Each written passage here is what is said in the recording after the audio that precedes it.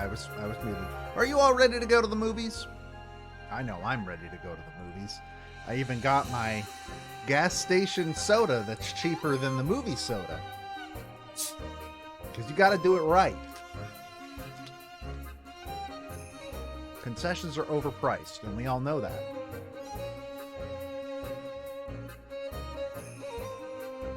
Anyways, are we all ready to puzzles? Alright. The story so far. Catrail and Company head for the famous Savoy Theatre in London's West End for the premiere of Maverick D. Rector's new film, A Naval Advance, No Sub for Love. And who do they spot among the crowd of cinema goers but Scotland Yard's famous profiler, Emiliana Perfetti? I don't remember us seeing her. We got some more fashion farthings, but we don't got to change today because Kat's already done it for us in story, in universe. And her outfit is damn good. Who am I to reverse the decisions of Miss Catriel Layton? Catriel? What are you doing here? Ernest won tickets to see some lovey-dovey film or other, so I decided to come along with him. But the question is, what are you doing here, Emiliana? Has there been an incident? No, I am not here on police business. I've come to see the film as well. Oh, I didn't realize you were a film buff. Well, I wouldn't describe myself as a buff, exactly, but I enjoy the change of pace. Profiling all day demands a huge amount of concentration. But the only people here tonight are either involved in the production, VIPs, or they won tickets like I did. So I presume that means you entered the prize draw as well, did you? Ah, va bene, sì, I entered the prize draw. So what? That doesn't make me a film buff. I just entered the draw because I felt like it and happened to win. But that's incredible. I mean, it's such a long-anticipated release. The competition was fierce. The chances of winning were tiny. I had to enter the draw over 100 times before I won. Well, I entered more than 200. 200? None. I mean, I am just a very lucky person, that's all. Ah. What? I see. I understand. Yes, it's all very clear now. You put up a pretense about not really liking films, but the truth is you're here for the durian popcorn. What? What possible evidence do you have to support such a claim? I don't even like popcorn. You still refuse to admit it. It's not true. I'm not going to stand here and argue with you all night, Catriel. I'm going in now. Oh, yes, so should we. I'll just get our tickets. Yes. Hello, sir. You're having a good evening, yes? Yes. This is rather delicate, sir. You see, yes, I'm afraid that dogs are not permitted in the theater. Yes. Yes, and you see, this ticket is only valid for 2 persons. Persons usually pertaining to humans and not canines, yes? Oh, I see. Gosh, Shell, I'm so sorry. It never crossed my mind to buy a ticket for you. Oh, Ernest, you'd forget your own head if it wasn't screwed on, wouldn't you? Fucking... Yeah, get him, cat! And you wouldn't! Well, there's nothing we can do about it now. I'm afraid you'll just have to wait out here until the film is over, Shell. Oh, sure. I'll just hang out in the street like a stray. I didn't even bring my coat. It's not even as if I could go back and wait at the office. These paws can't open no doors. Fine, all right. I'll wait here. Just do me a favor and don't watch all the ending credits.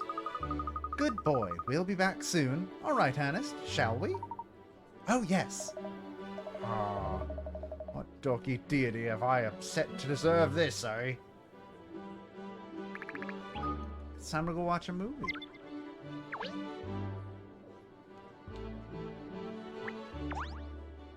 It's okay, Cheryl. This is a rough deal.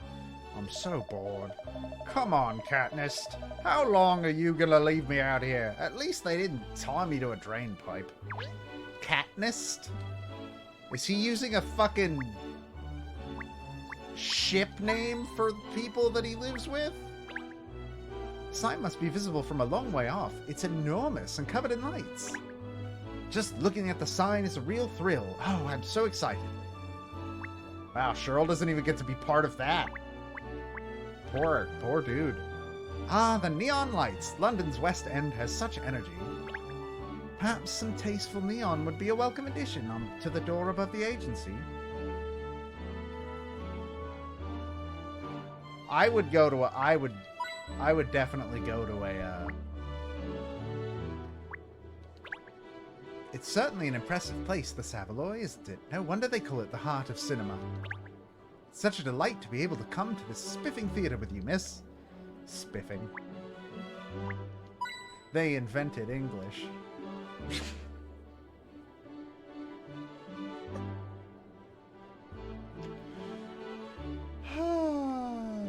I'm going to hell. Alright, which one of you has a puzzle? Not you guys.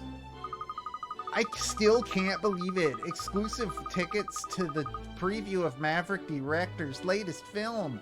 And you won them. You're the best, Benji. No, you're the best, Bess.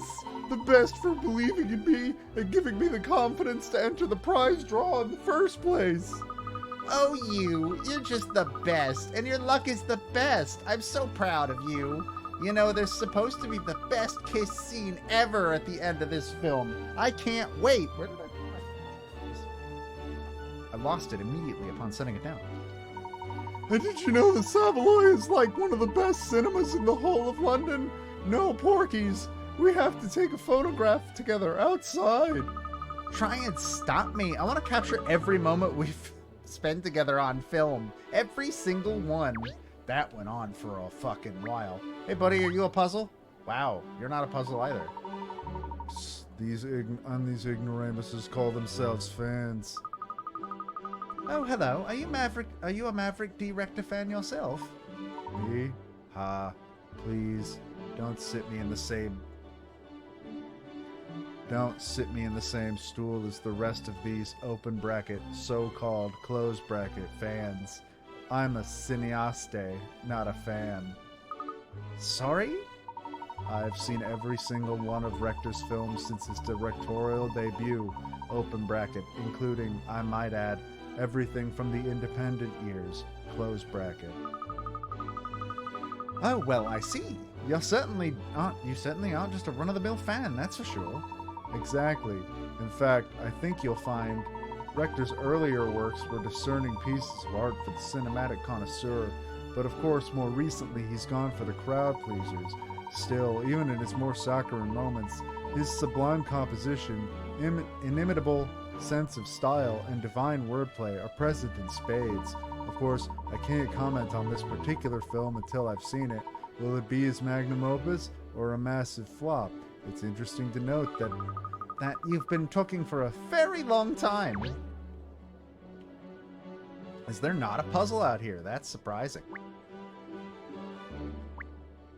That's like straight up shocking that there's no puzzle. Never mind, I found it. How interesting. There's a puzzle here by the poster. I expected some competition or other run by the theater, don't you think? I'm not sure what it is, actually. Well, no sense letting a good puzzle go to waste. Alright, the first puzzle of the day. Let's do it. A princess has been snatched away to the evil king's castle. A knight has stepped up to rescue her. Unfortunately, the knight's beloved horse is a little skittish. So getting to the castle won't be easy.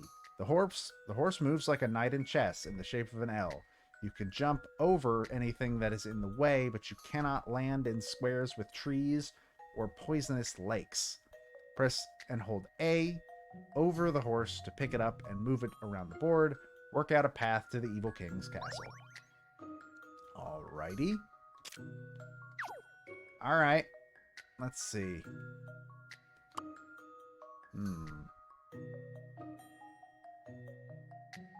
No, that one wouldn't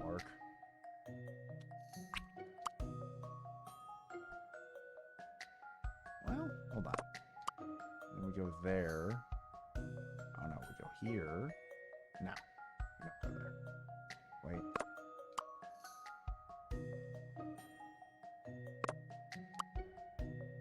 Nope.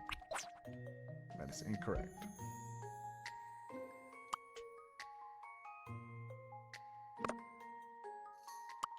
Fuck. Alright. I don't think that's the way we go. I think we gotta start here.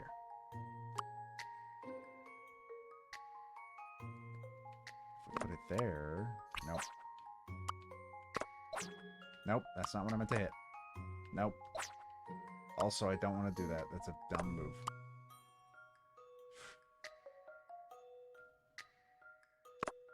And then we can go here, which would still not get us there, because then we can only go... Yeah, won't work. Neither will that. Alright.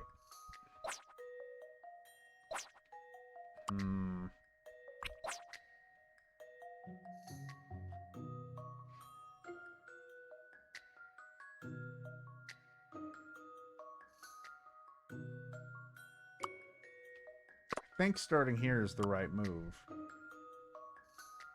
The question is, where after that?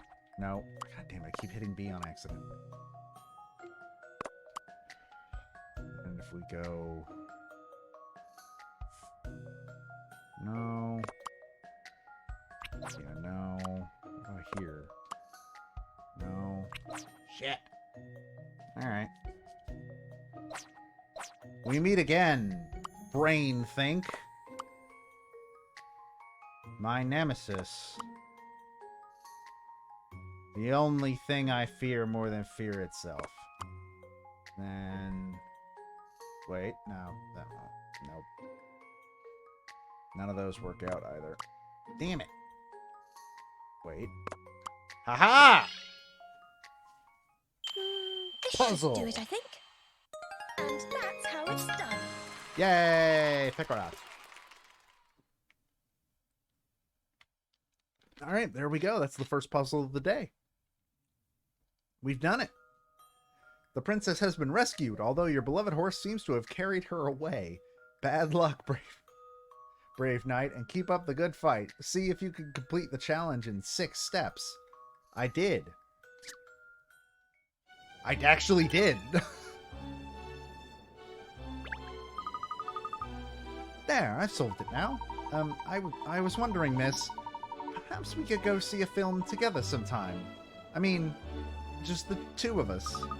The 2 of what? Sorry, I wasn't listening. Oh, nothing, miss. Figured I said anything. Ha-ha! Fucking roast him, cat.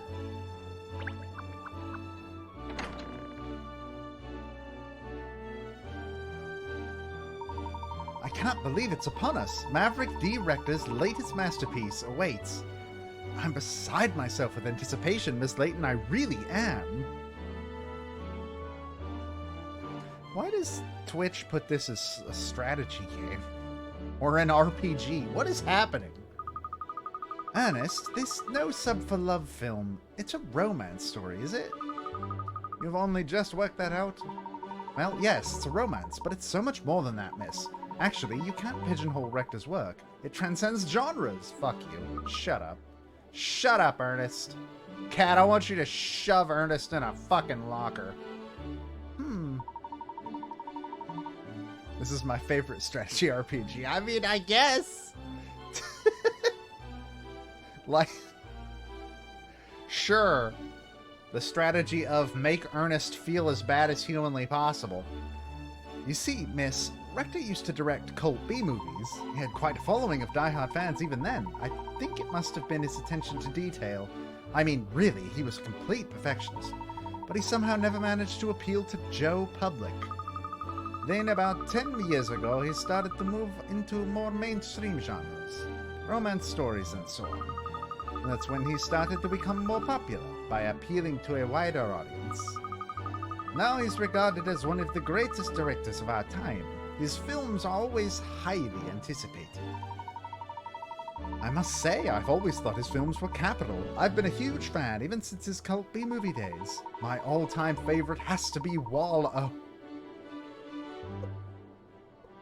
Wall-O, the mud-bathing robot hippo on a mudless post-apocalyptic Earth. That needs to be a real movie. Pixar, we have your WALL-E sequel. Get level 5 on the horn. I see. So you're a fan of Mr. Rector's films, are you, Emiliana?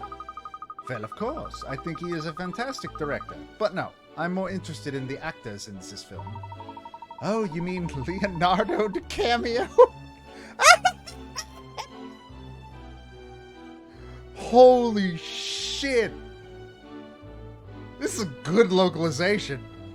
The lead, I hear he's ever so popular with the ladies. Leonardo DiCaprio might be the best fuck. Oh my god, I'm so happy. Well, he is extremely good looking, and an excellent actor, of course. After all the action roles he's played, I'm dying to see what he's like in a love story. Emiliana, I didn't take you for the lovey-dovey type. How cute. Oh, I didn't. I don't mean... I am not lovey-dovey. None. Anyway, when you finish teasing me, look. It seems the VIP guests have arrived. Oh? Animated cutscene. Yeah, I know. It's my webcam's fucked. I don't know why it's doing that. I think I need to unplug it and replug it in. But I'm afraid to do that now. It's the dragons. Well, London's wealthiest would be at an event like this.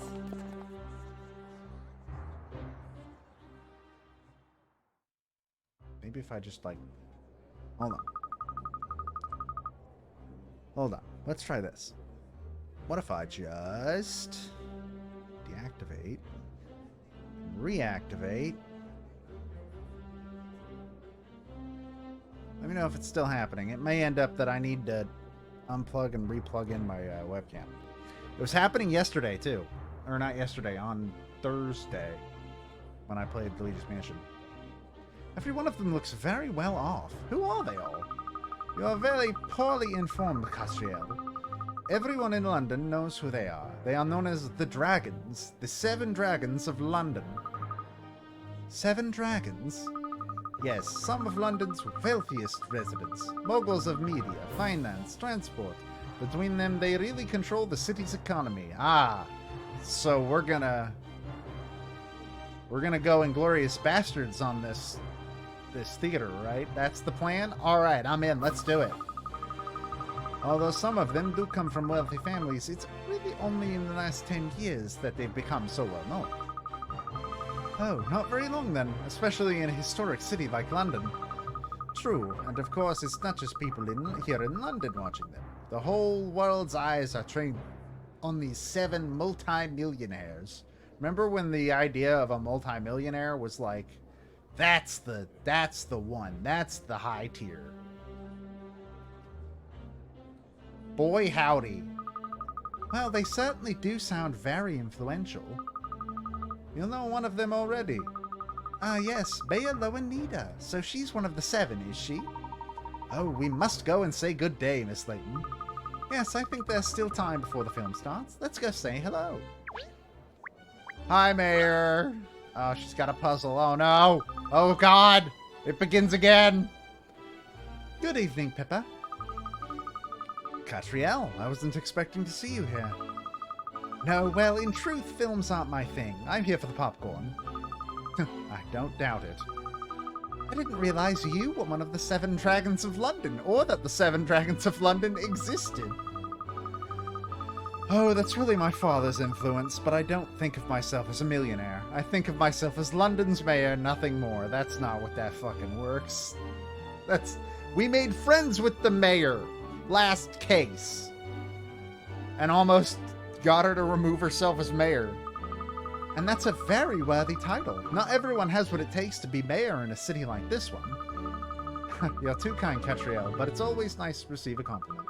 Now then, there's someone I'd like to introduce you to. This is a friend of mine, Mr. Phineas T. Barnum. His name is Barnum. Howdy, it's a real pleasure to meet you. I'm sure he's supposed to be English, but I don't care. This man has a Texan accent now. So you're this Catriel Layton I've been hearing about, eh? Ha ha ha! Pepper's told me all kinds of stories about you. All good. Ha ha! All good. Don't you worry. Come here, low and his visual quirk just makes her look. Yeah, she just looks like a regular person. I've been just dying to meet you. Well, it's an honor to meet you too, Mr. Barnum. You're on the VIP guest list, I presume. VIP guest list? That's a good one. You'll be saying I want a ticket next. Oh, so in what capacity are you here then? I was under the impression you either had to win a ticket or be invited especially. You don't have a clue who I am, do you? Well, I tell you what. I'll set you a little puzzle. If you can solve it, I'll fill you in. Sure. Everybody in this city is mean. I won't tell you what I do until you solve my riddle. You've decided to visit a fabulous fortune teller, but it turns out you can decide your own fate with a little bit of brain power. If you can stack all the cards onto the discard pile, you'll have good luck. The only rule is that you must either follow number or suit when placing a card on the pile. So get stacking and take control of your own destiny. Are we just playing... Are we just playing one player Uno? I guess that one? And we can also do...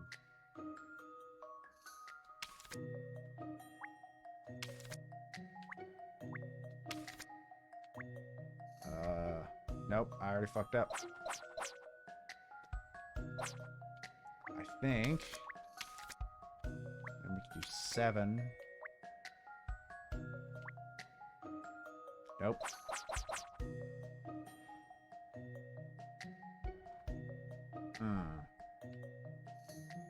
What if we do...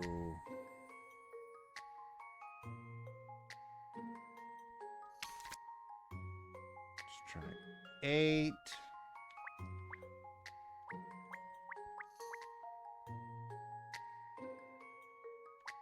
We can do 6. And then that. 6. 3. Ah, got it. 3. 7. 7.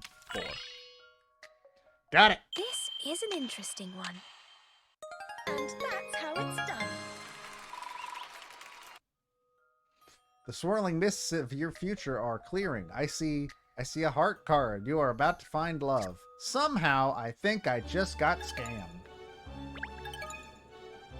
I've solved 20 puzzles. And I've acquired the recipe for garlic soup. They told me you were good at puzzles, and they were right. Sorry, I wasn't trying to test you or nothing. I just wanted to see it with my own eyes. See, I'm a big fan of detective work. The point was that you were supposed to be able to do it yourself. Is the garlic soup relevant to our identity? Probably not. Well, I hope I didn't disappoint you. On the contrary. So, we had a deal, didn't we? Now, let me tell you all about it. I'm the manager of the Savoy, you see. Savoy being the greatest darn theater in the West End, bar none. I'm the one who's put on this screening. Oh, you mean you own the Savoy? That's right. Now I hear you blew Pip's little festival plot out of the water. I was wondering what kind of girl you were, and now I see. Mighty fine. Well, I hope you enjoy the show. He's definitely supposed to have like a Texan accent, right? Like, I'm not just reading into that too much. Like, they've written him as if he's supposed to have a... That's weird. After all, if it tanks, I won't make any money out of it, will I? This man is Doug Dimmadome. Doug Dimmadome? Owner of the Dimsdale Dimmadome?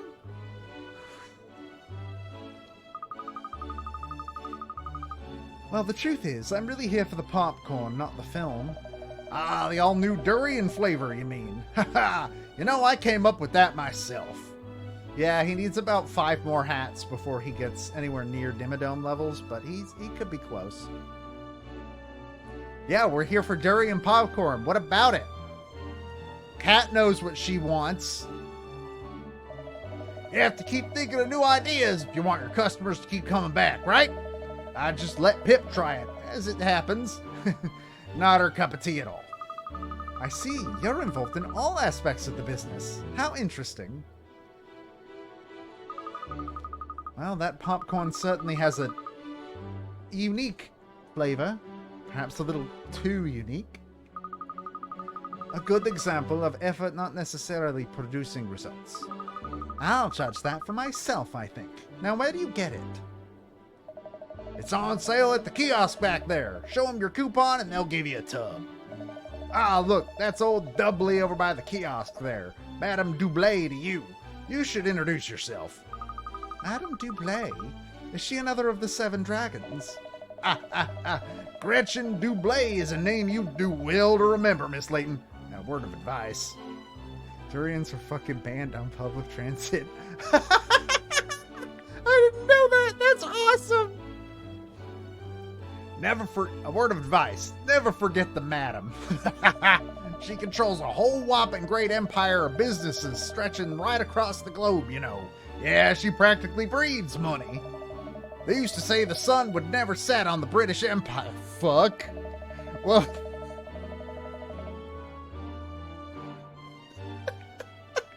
well, if that metaphor holds any water at all, Madame Doublé would be the sun. What the fuck does that mean? Jesus Christ. She's the glue that holds us all together. The mother dragon, you could say. I see. Well, she certainly sounds larger than life. If you want your detective agency to have any chance of success, it would be a wise move to befriend Madame Doublé, Catriel. I suppose detective work does rely on maintaining good relations with people, it's true.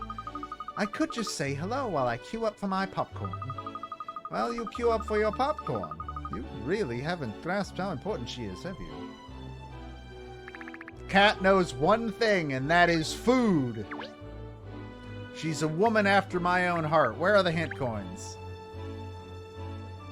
Ooh, I like that poster. We could put one of them up on the office wall, perhaps. The posters for Maverick D. Rector's films are always a real delight to behold. I must remember to buy myself one of these posters before I go home tonight. Didn't realize Emiliana was with us. Hint coin! I haven't used a single one yet, and I'm terrified of the point... Oh, God. Why did I open my mouth? Why did I say anything? Oh, there's something caught in this leaf here. What is it? It's a puzzle, miss. Ooh, I say, I'd love to see you solve it. That's a weird fetish, Ernest, and you need to go see a therapist about that. Bed, brain, bleed. That is...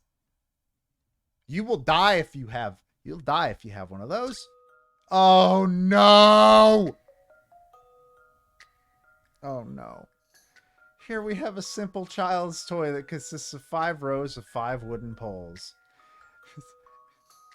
on which you can thread colored beads. A little boy was counting the beads on, but he's lost count. With a view from above, from the front, and from the right-hand side, can you work out how many red beads there are in total? Fuck.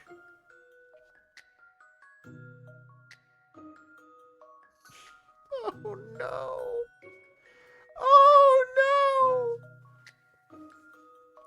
Oh, God! Oh, we're so fucked. Step 1, open up Blender.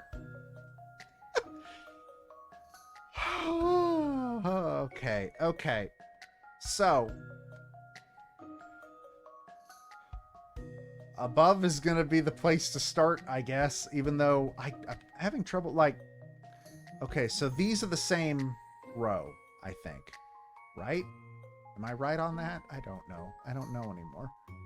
I have no idea. I'm second-guessing myself already. Why are there so many on this single row here? I don't have enough 3D head brain time. My spatial awareness is not made for this. Oh god. Fuck.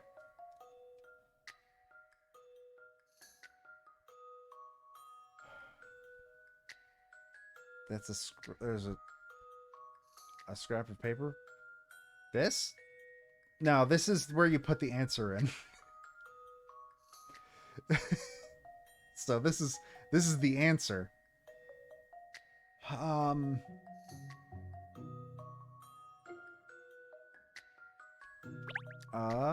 No, there is a memo option.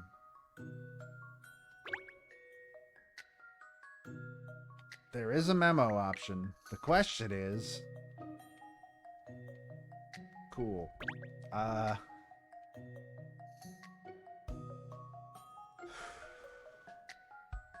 Okay, so if you're looking from above, then this is the right side. Which means... What does it mean? I don't know. Oh god, I'm so scared. Got an idea of how to approach this. Hit me. I'm open for anything. This is a lot. Draw a cube on the memo.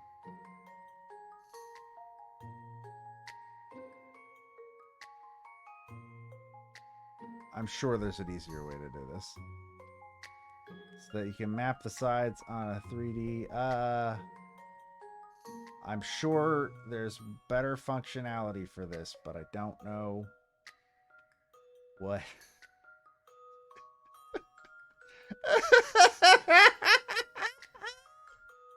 Oh, this function was definitely made with the idea that you had a stylus on a DS or your finger on a phone. Look at my beautiful cube. There it is.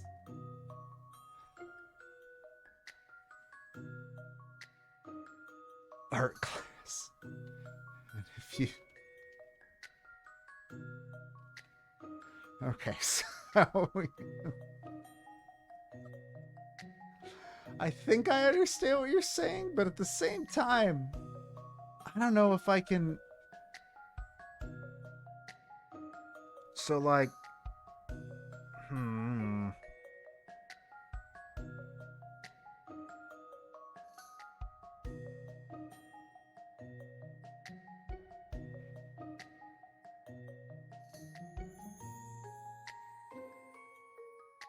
Fuck. Well, we know that one of these has 3 reds. So this one has 3 reds at the very least. And this only has 1 because it's blocked by the... Wait, what? Wait, hold on, what? No?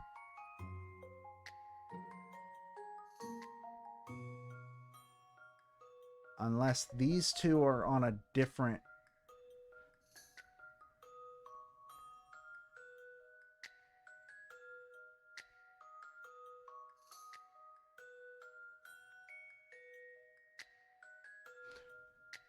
give me 1 second, actually. I need to go take care of something real quick. I forgot that I'm supposed to do something real quick. I will be right back. And maybe I'll figure out. Oh, God. I'll be back. 1 second.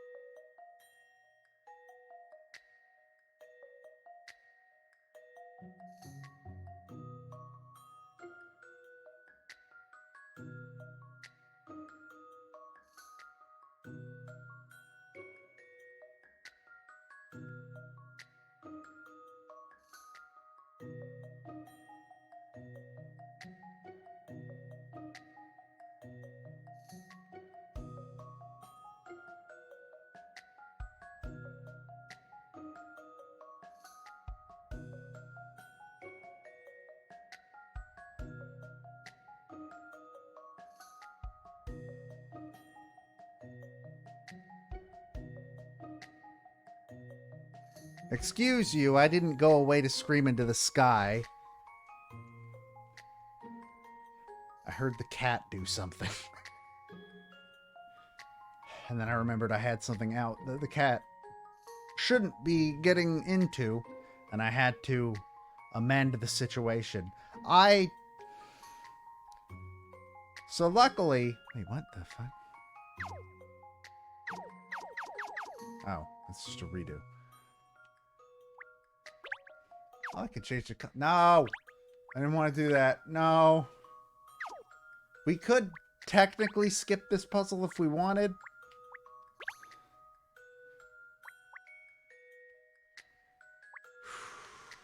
What is this? Oh, we can erase everything if we want. That's my only desire in life now. Okay. So hold on. The above one gives us an idea of how many pegs have beads on them. Why isn't there an option to just turn it upside down, dump them all off, and then count all the reds? That seems like it would work to me. So for instance, there's only one here.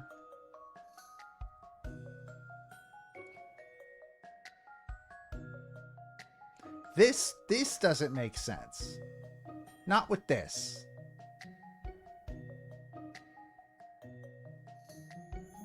Like, this genuinely doesn't make sense, these two rows being there. So that must not...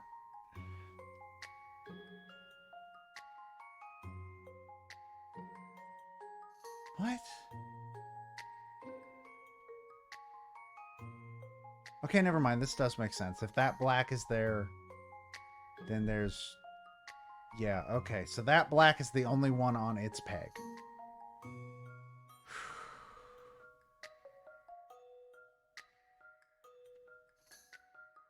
Except that's not the... Oh my god.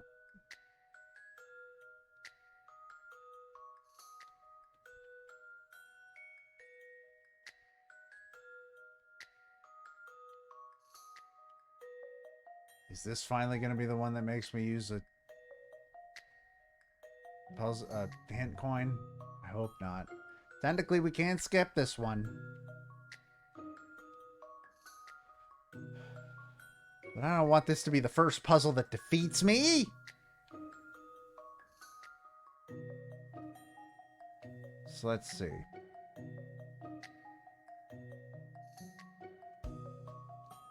So from the top, hold on. From the top, red is not even an option. I guess let's go with mauve. So, what is this? Oh, there we go. Perfect. So from the top, we can see that there are at least 1, 2, 3, 4, 5. So that's the ones that you could easily see from the top. So that would be this one, and this one, and this one, and this one.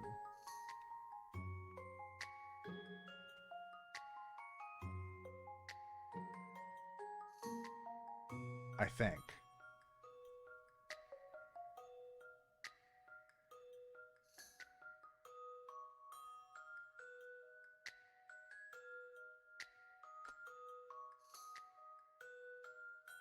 So that's 5. That one is alone on its thing. Wait, would you be able to see?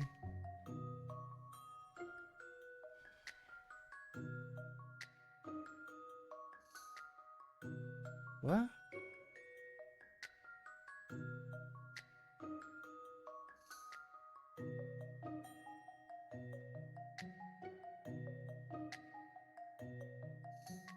Alright, hold on.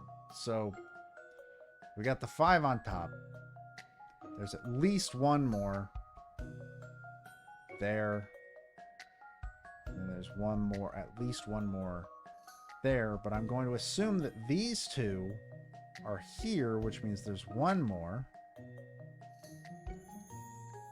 And then these two. So there's one more there, I think.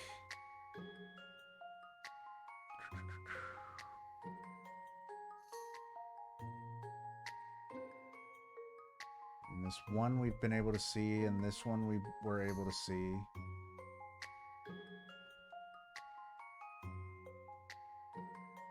And then one more. So hold on. What's my guess now? It's 1, 2, 3, 4, 5, 6, 7, 8, 9, 10. Layton, take the wheel! This should do it, I think.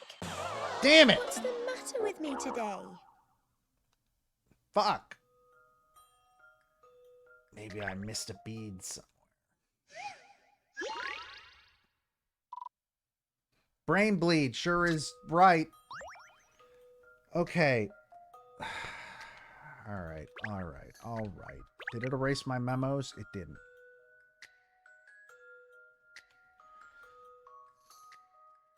So we know for a fact there are 5 there, and that's this, this, this, and this.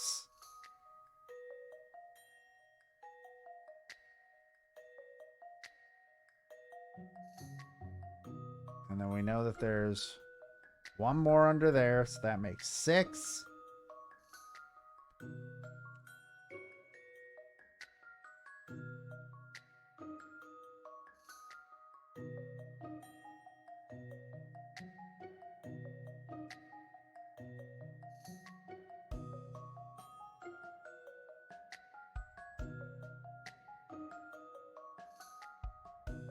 Still coming up with 10.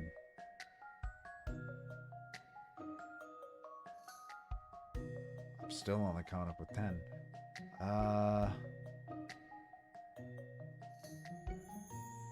So this would be this one? Right? And I think that means that Joe, but I'm ready to open Blender.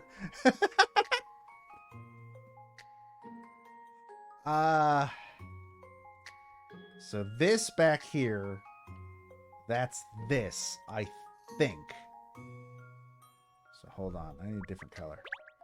Give me a nice, yeah, nice puke color, that works. That's not the tool I thought I had. Little pencil.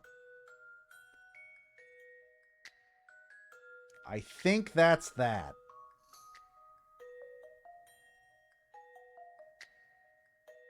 In fact, it has to be that, because it's the only one in the back. So we know for a fact that there are at least 2.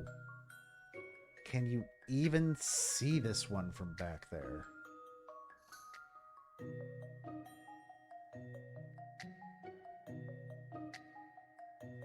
I think...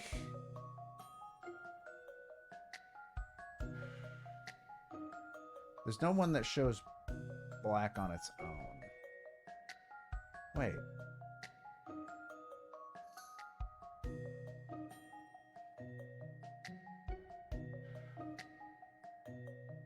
Hey, I enjoy this one. Cat is cute. It's no unwound future. It's not even a diabolical box, honestly. But it's serviceable.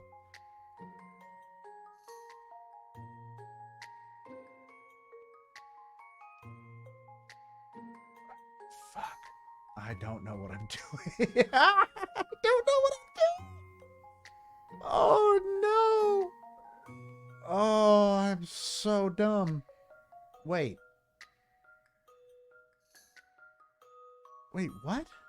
Hold on. How are these 2 single beads? Does that... What?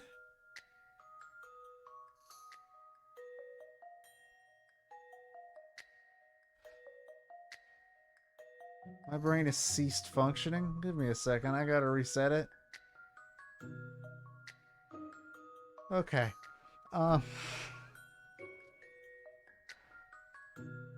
Is this gonna be the first one that makes me play it?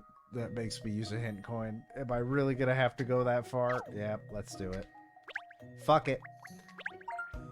I have 57 hint coins and haven't used a single one yet. Try counting the red beads in each view of the toy. Really? Count them. Thanks for the fucking hint.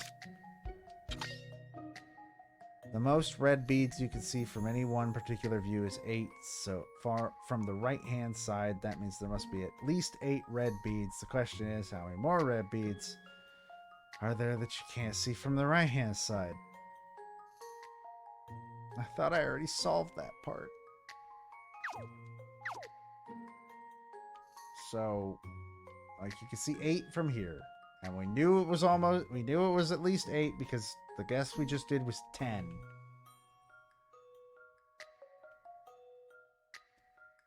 I only see 5 from the top. From the front. 7. Still trying to figure out how the fuck is that? How are those? Why? What is life? What did I do to get myself here? Other than agree to stream a Professor Layton game despite knowing I'm an idiot.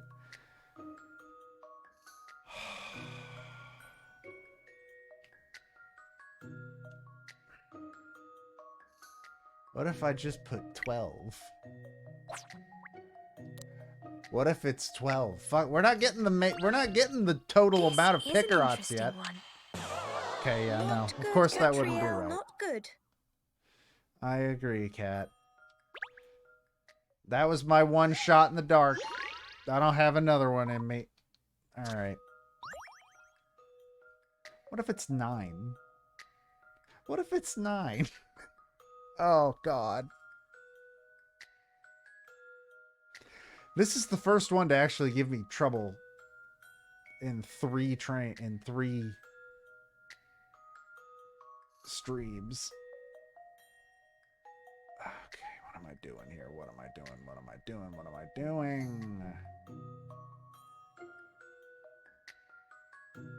What if? What if indeed?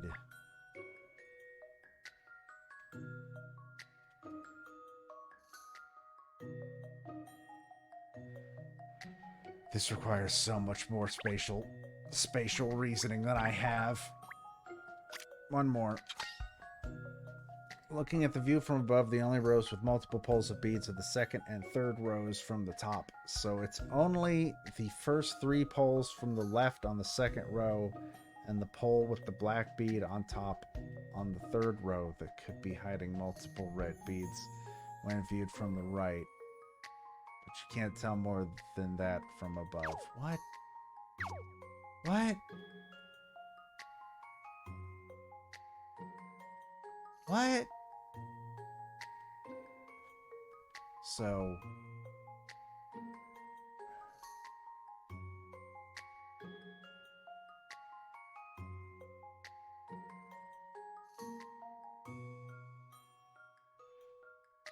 Oh my god, I'm dying. I'm gonna die. Wait. Okay. So this is this one back here. Which means that this is the same one as well. So there's 3 there.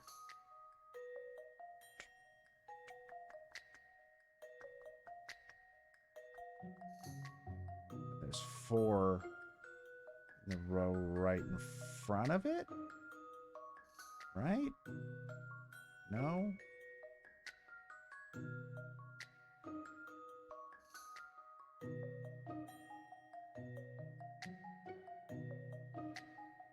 Why did I decide to do this? Why was this the stream I decided I wanted to do? I could have done literally anything. And And I decided to show how bad I am at logic puzzles. Okay. So this is the only one with these two are the only ones with multiple piles. These two rows. And this one is all the way at the back. And then I think this black here is just on its own. Right there. So that's 2.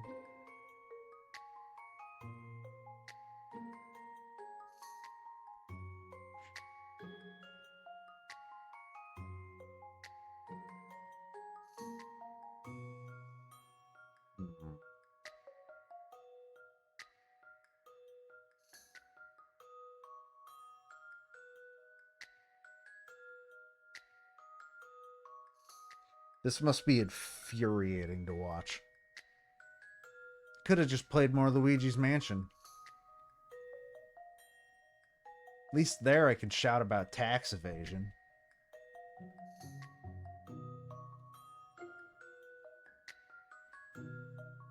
Okay, so here I think there's 3. There's just 3. Right? Right?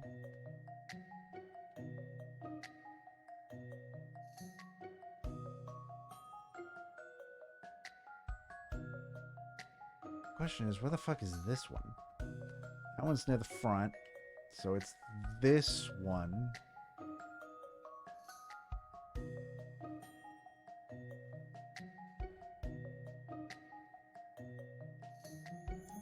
So this has 3 specifically. This row right here has 3. Or this post.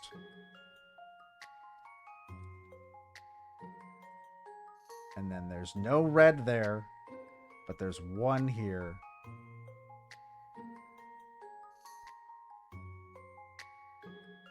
There's 1 here, which means there can only be 1 here. So that's 1, 2, 3. There's 4.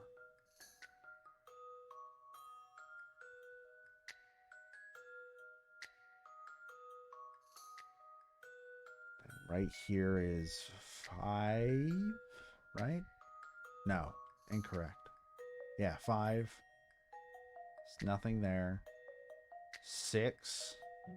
Nothing there. 7. 8.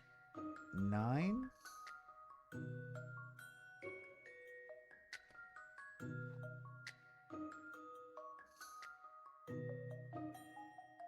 I'm gonna go with 9.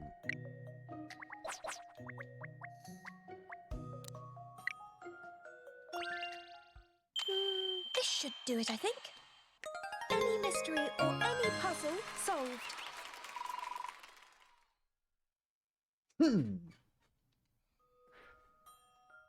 You did it. You really need to be able to visualize things in 3 dimensions to crack that puzzle, don't you? Yeah, you sure fuck. It's almost like I'm not good at that part. How do I dress myself in the morning? There, I showed that puzzle who's boss, didn't I? I must say, it's an unusual place to find one. Perhaps it's here to entertain people while they're waiting for the film to start. No, Ernest. It's just that nobody wants to talk to you. And that's why it seems like people are solving puzzles while in line for the movie. It's just because you suck.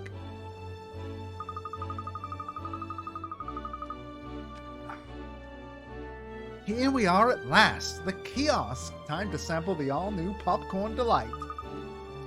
Oh no! What's the matter? There's no one at the kiosk. I won't be able to get my popcorn. Never mind, miss. How about introducing ourselves to Madame Dublé instead? So near and yet so far. You mustn't be down in the mouth, miss. English people shouldn't be allowed to words. Just because they invented the language means they get to do this? No. No, I say. Remember, Mr. Barnum said she could be a very useful contact.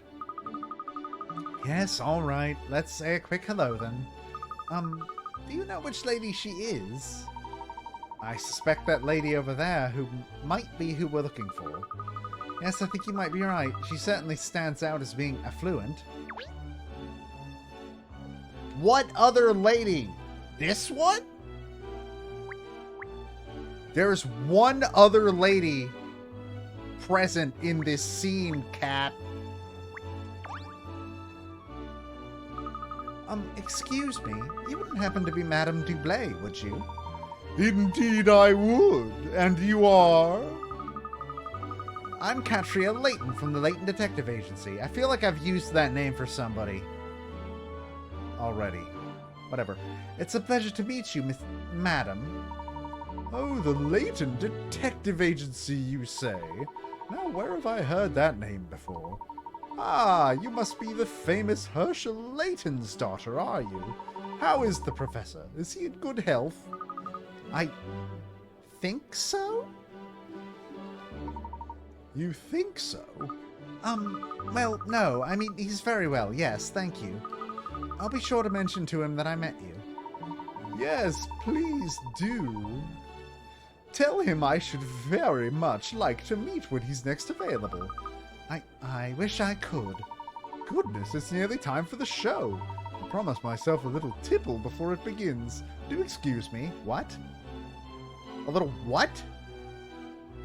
Why aren't your pearls 3D objects? Her pearls are 2D textures.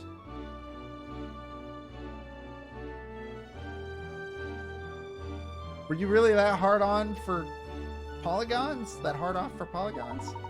Well done, Miss Layton. I think you made an impression. Whew, I don't know, Ernest. All this hobnobbing with the rich and famous is taking its toll on my nerves. But these are all pre-baked animations. Polygons shouldn't matter that much. They're all pre-baked. They're not being rendered in real time. Oh, I don't believe it. Over there, look. It's Maverick Director. I can't believe that's his fucking name. Ladies and gentlemen, I'm Maverick Director. Thank you all for coming to see the premiere of my new film. I hope you enjoy A Naval Advance No Sub for Love. The screening is about to begin, so if you'd all like to make your way to your seats. Oh my giddy aunt, I can't fucking stop it! I can't believe it. It's the real Maverick Director, Miss Layton.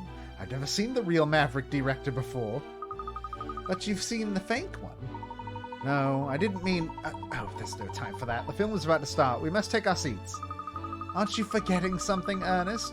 First, I have to redeem this coupon for my durian popcorn. Oh, and look, the kiosk attendant has returned. But what if the film starts while you're waiting for it? Everyone else is already inside. Quickly, miss, we must hurry. Fuck you, Ernest. No! This isn't a date, asshole!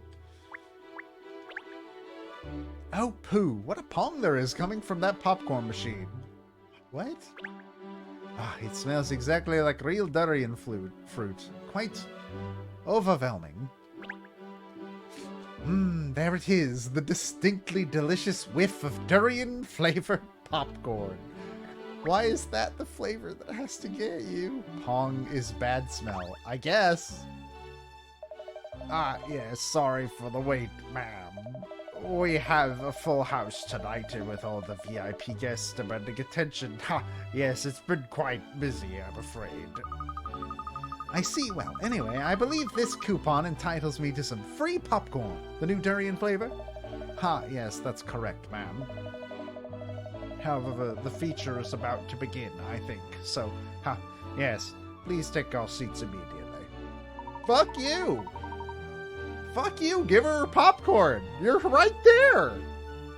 Fuck you! Give her the popcorn! I'm sorry, miss, but we really must go in now. Huh. I would like to submit a Yelp review, please. Shortbread and chocolate fudge. Would you like me to buy you a drink, Miss Layton? Well, apparently we're not allowed to, Ernest. I thought this was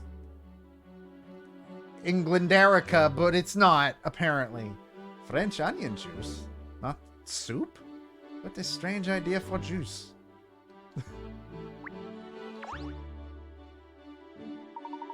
Ah, splendid. That's lubricated the passageways nicely.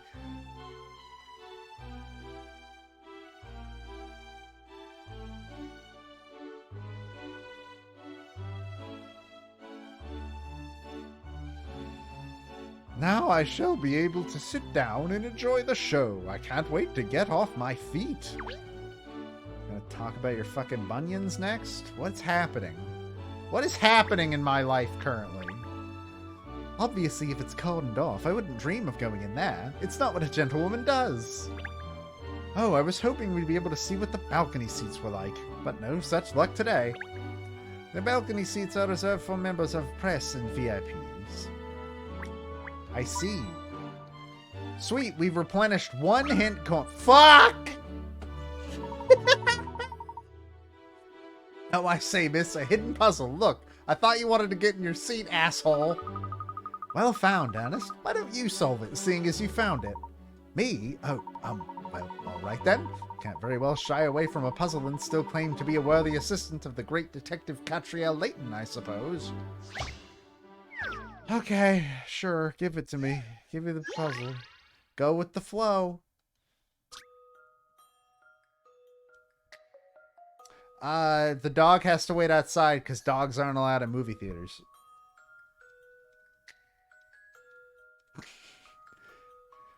There's some juice vats are connected up as shown. There's a 2-liter, 3-liter, 4-liter, and 5-liter vat in the system.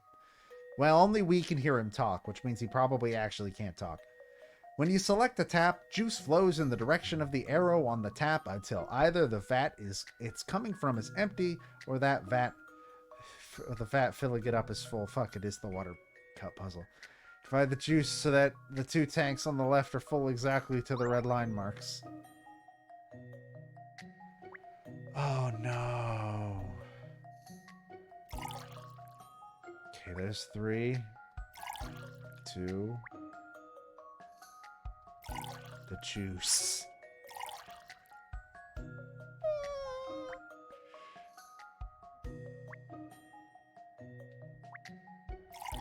And then we put...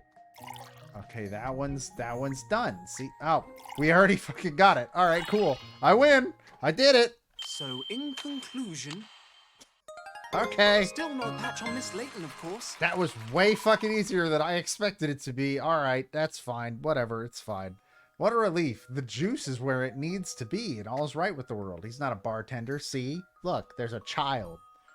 Are you serving alcohol to children? I hope not. They don't deserve it.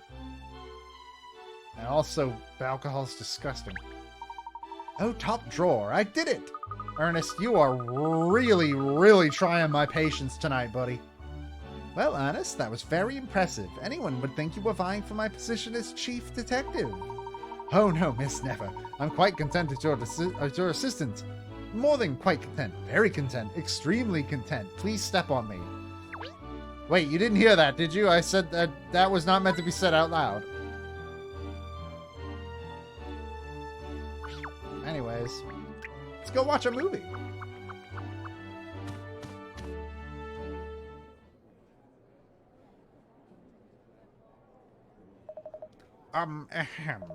Ladies and gentlemen, welcome. Welcome to the premiere screening of my latest work, A Naval Advance No Sub for Love. The story begins with a young couple who meet at a ramshackle old cinema out in the sticks. The man wants to become a film director, whilst the girl nurses her dreams of being an actress as she waits tables in a local cafe. A turn of events sees the pair on a luxury cruise ship together, and they fall more and more in love as time goes on. But then, something terrible happens. The ship, a relic from an ancient civilization, starts to sink into the sea. What? What? The ship is a relic from an ancient... What? The situation is desperate. There seems to be no way out. The couple are doing everything they can to survive. Ha ha. Well, I think I'd better stop there. I don't want to spoil your enjoyment of the story after all. I'll just finish by saying that this film is a culmination of years of work and marks, I believe, the pinnacle of my career. I'm sure you're all going to love it. Of course, it would never have been possible without the support of so many people. The fantastic actors, the cameraman and women, the sound crew, my assistant artistic directors. I know it's supposed to be like the cameraman and the camera women, but my brain first says like he's thanking the cameramen and also women as a concept. The editing staff, and above all, my wife, who has been a constant source of encouragement and never stops believing in me. I'd like to say an enormous thank you again to everyone involved in the production. So without further ado, I present to you a naval advance, no sub for love. Oh, fuck yeah, it's animated. Thank God.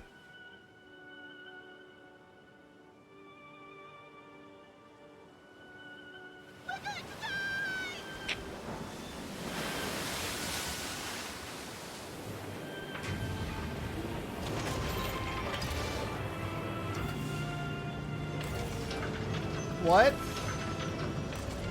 Why is this ship turning into the helicarrier? What the fuck is happening?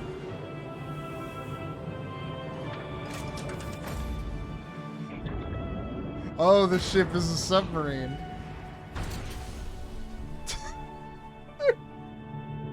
Their faces are so good. They're so good. Look at their fucking faces. Look at this submarine. This is where all the game's budget went, baby. It made this CG submarine that looks like it belongs on a PS2 FMV. All the money.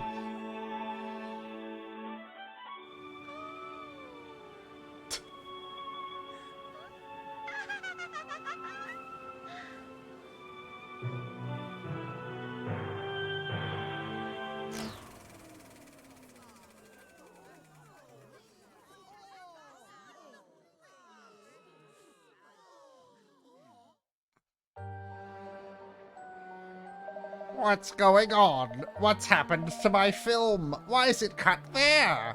This isn't right. The last scene, the kiss scene, the big finale.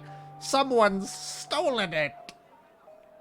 That's definitely the first fucking place your brain could go.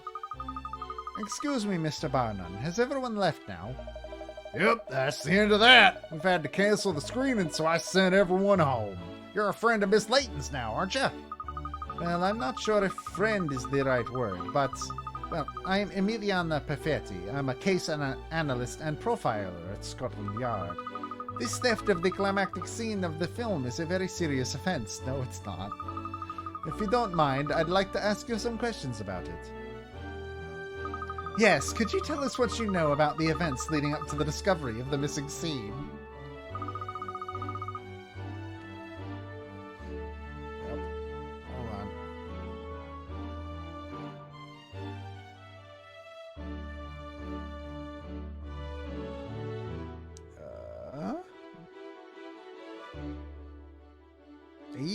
Rad. Okay. Cantriel, what are you still doing here? And why is that hound with you? Aye. Well, everyone else has left now, so I thought Shell could help sniff out clues. We don't need any sniffing around here. Keep your dog and your dog's nose out of business that doesn't concern you. But it does concern us. Mr. Barnum personally requested I stay and help. You bet I did. Talk about luck, having a Scotland Yard officer and a private eye on site. Ha ha! Anyway, I'd like to ask both of you to help figure out what happened here. Who the heck cut that kiss scene out of the film, huh? If anyone can solve this case, it's the woman who figured out the Riverside Festival shenanigans. Ha ha ha! Isn't that right, Catriel? You'll take on the case, won't you? Well, I couldn't very well turn you down after that glowing praise, could I? Are you getting paid for these, Cat? You are getting paid, right? Like money's exchanging hands. Of course, I'll take on the case. Any mystery solved. That's my motto. Mr. Bonland, please, I'm more than capable of handling this case. Leave it to the experts at Scotland Yard. Now, I'm not saying I don't think you're a talented detective as well, Miss Perfetti. But a little competition should make you both work harder. Ha ha! Va bene. You'll soon see that I pinpoint the truth much more quickly than this so-called detective. Ha ha, that's the spirit. Good luck to both of you. Well, don't just stand around here chatting to me. You better be running along to get a statement from old Rector, hadn't you? Where is he now, do you know? Sure do. He's right over there, still totally dumbfounded. Poor guy. He put his heart and soul into that final kiss scene. It's kind of hard to understand why anyone would have done this, I must admit. Still, that's for you two ladies to figure it out, isn't it? Ha ha! Hey, buddy. You look great. My film, my magnum opus. Please, Mr. Rector, don't worry. I will personally track down the thief responsible for stealing that last scene. No, you won't, because I'll track down whoever did it first, Catriel. Very professional, ladies. Very professional. It was perfect. I'd made every last detail perfect before I was willing to show it to the public, and now this! Surely the negatives are still available. You'll be able to produce a new reel for another screening, won't you? But didn't you see the audience's reaction? They were frustrated. Without that final scene, the story doesn't hang together at all. Then you wrote a bad story, buddy. I wanted to give people the perfect film. I've put my heart, my whole life into this project. My heart and soul. We understand, Mr. Rector, but try not to let it get you down. I will track down the perpetrator, don't worry. Try not to let me get it down? Are you mad? This is a disaster. A blow like this just before the official release is the death knell for any film. And just when I thought I'd made it to the big time, when I'd got in with the top studios, now it's back to trying to make ends meet again. What am I going to tell all my crew? I thought I'd finally be able to pay them what they're due. This is terrible. Have you not paid your people yet? Dude. Pay your employees. Please try to calm down. Now, tell me, do you have any suspicions at all of about who it could be? Who could be responsible? Fine. Responsible for this desecration of my work? Obviously someone who doesn't like my films. How am I going to face my crew? My wife, even. They were all on tenterhooks waiting to see how the audience reacted. I just want the ground to open up and swallow me up. I wish I was on that submarine right now, sinking. Yes, well, thank you for your time, Mr. Rector. Sinking. He's dead. He fell through the floor and he died. Damn. Oh dear, he's really taking this badly, isn't he? Yes, ridiculously so. I give up. I'll try talking to him again once he's calmed down. You can't blame the guy for being upset. This movie was a big deal to him. And he's not the only one who's troubled by what's happened either. I'm kind of sour myself. Well, yes, I imagine you would be. This is going to affect sales for you after all. I like the way you think, Missy, but it's not just that. I'm a big fan of Rector's work, you see. I was looking forward to the whole world finally seeing what a great director he is. Now this has happened. All that talent could go to waste if we're not careful. Why would this break his career?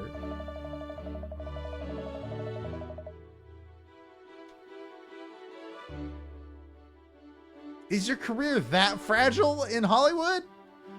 So you two ladies better get a move on and figure out what happened to that stolen scene. If it'll help, I can give you access to anywhere in the theater. In fact, I'll just tell security to give you free reign. There's the projection box around the back. Normally it's out of bounds, but I don't mind you going in there to investigate if you need to. The projection box. Aha. Thank you, Mr. Barnum. What are we waiting for? Let's hightail it over to the projection box then.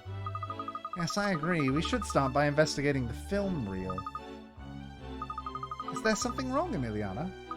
I've come to expect irrational behavior from you, Catriel, but really, talking to your dog. Hey! If I might quote one Patrick Boivin, dogs can talk. Yes, it's wonderfully therapeutic. You should really try it sometime. Anyway, are you coming with us to the projection box? No, I will be carrying out investigations elsewhere first. Amateurs tend to put me off, and I might miss something crucial. Hey, fuck you, Abiliana. You see, Catriel, every criminal, no matter how careful, leaves a trail of telltale signs following a crime. Only a skilled profiler like myself can read them, of course, which is why I will solve this case long before you do, and prove the superiority of my methods. I look forward to it. Don't mock me. Va bene. You'll see soon enough. I really wasn't mocking you. I am looking forward to it. She doesn't have the ability to mock. Allora. Until later, Catriel. Just try not to disturb the scene too much, won't you? Man, Emiliana sucks. Anyways, let's go into the projection box.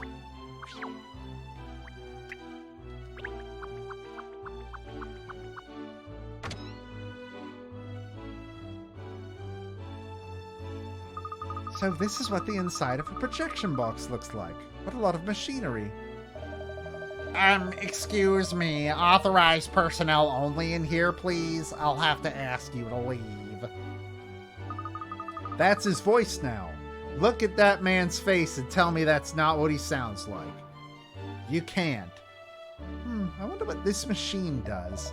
Stop. Don't touch Albertina. Albertina? Yes, Albertina. She's brand new. If you touch her, you could put her totally out of alignment. She's very cranky. Not like old Rosalind next to her there. She's much better behaved. Bulletproof she is. Albertina is delicate. Are you fucking the projectors? Is that legal? I guess there's no rule in the books that says a dog can't play basketball. Uh-oh. Wacko alert. This nut job's named all of his equipment. Albertina and Rosalind. What lovely names you've come up for your machines. Don't touch, please. I'm going to have to insist that you leave now. It's all right. Mr. Barnum gave us permission to investigate in here. Investigate? Sorry, I should have introduced myself. I'm Catriel Layton of the Layton Detective Agency. These are my assistants, Ernest and Shell. Shell is a dog. We're investigating the disappearance of the final scene of No Sub for Love. Would you mind telling us who you are? I presume you're a member of the technical staff here at the theater. Oh yes, I'm Seymour Frames. I'm the Savaloy's projectionist. I see. And what do you do? Well, miss, the projectionist is responsible for setting up the film and controlling the equipment during screenings. I must say, it sounds like a rather spiffing job. Just think of all the films you'd get to see. Don't make light of it! Being a projectionist carries huge responsibility and demands incredible attention to detail. I have to keep a constant eye on the running of the film, fine-tune all the machines, and make sure the projector is in exactly the correct position at all times. There's never any downtime in my job. I have to spot all the motor cues and make sure I'm ready for the real changeovers as well. Golly, it sounds awfully complicated.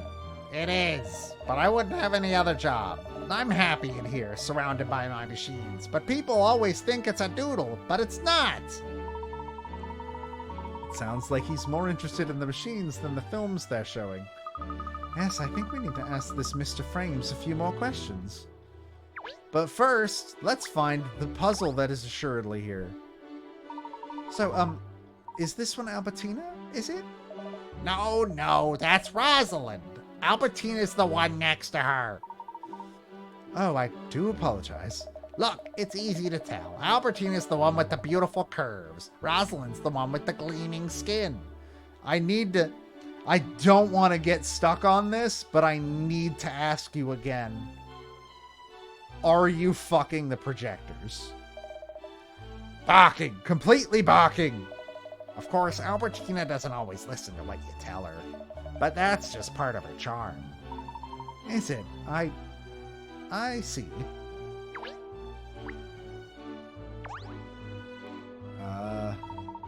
You really look after your machines, don't you, Mr. Frames? They're all gleaming. Of course I do. It's vital to ensure all the equipment in here is in perfect working order every single day. The Catherine sisters over there are no exception. The Catherine sisters? Assistants of yours, are they? I think, miss, that they're the names of the film reels. Oh, yes, I can see that now. The Catherine reels. What a good name for them. Do you think so? I'm afraid I don't see it. Hello? Oh, look, Miss Layton, there's a bird in this cage. It's a minor bird, I think. I thought it was a raven at first. Raven mad, like someone else in this room. Hurt, Cheryl? Leave it to the professionals.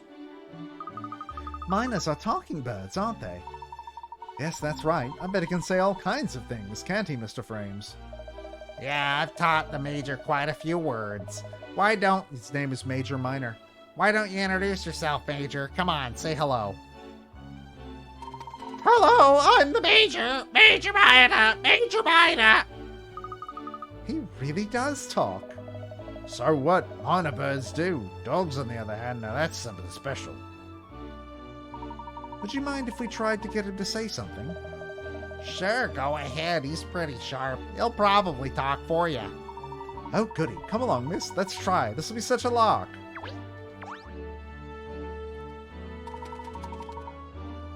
Hello, how are you? How are you? He's very polite, isn't he? Shell, why don't you try talking to him? Perhaps you'll be able to understand each other. Can you speak Swahili just because you're human? I only speak dog, alright? Not bird. Really? You've never told me that before? You've never told me if you could speak Swahili. Point is, so far I've only met a few humans who can understand what I'm saying. Maybe there are some birds or cats out there who'll understand me as well. But I've never met any of them if there are. I didn't realize there were all these limitations on what you can and can't do. What a disappointment. Oh, sure, I'm such a disappointment, because a talking dog is so mundane. Again, I know we've covered this, but for a Layton... Yes, that's like a Wednesday. Oh, well, I suppose I'll just have to try to communicate with the bird myself. So, Major, did you see the film Thief? Saw the thief! Saw the thief! Jeepers, really? Who did it? Who did it? Who did it? Yes, who did it? You did it! You did it! Of course I didn't do it. Didn't do it. Didn't do it. Ha ha! Who's a pretty Wally then? Who's a pretty Wally?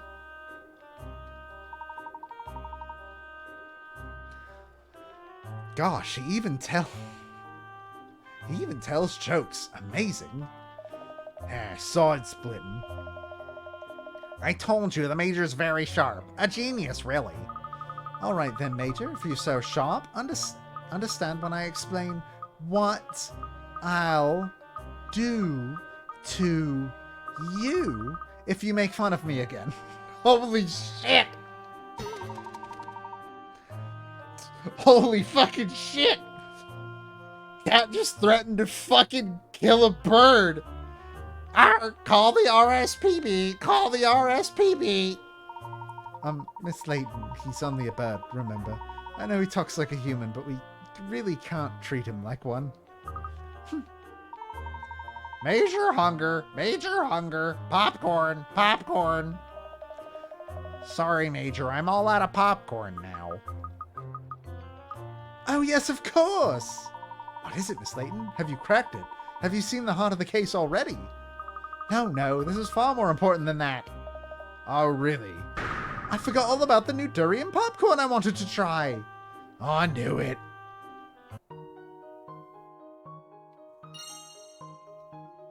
I guess that, yeah, there it is. The Mina bird. Frames adores his pet Mina bird called the Major and brings it to work with him in a cage. The bird can speak, but it's unclear whether it can understand humans. I don't know, it seemed pretty understanding when Cat threatened to kill him. Coin. There, see, we got no other hint coins. Fashion farthings! Now I need to figure out what we're wearing next week. Cat won't have picked it for us this time. Fuck. Ah, ceiling hatch. That certainly deserves investigation. Have you noticed something, Ernest? I knew it. There's a puzzle hiding here, miss. Look. Please don't be one involving spatial reasoning. Fraught fishing 2. Oh, it's this again. Sharks are on the prowl at a very popular fishing spot, and they're very hungry. You have 3 different types of bait to catch all the fish in the area, but you can't afford to throw any bait too close to a shark, or it will notice and try to bite. Where should you throw your precious bait? Your bait attracts all the fish, including any sharks, within a certain range of where you throw it. And each different type covers a... yeah, we've already done one of these.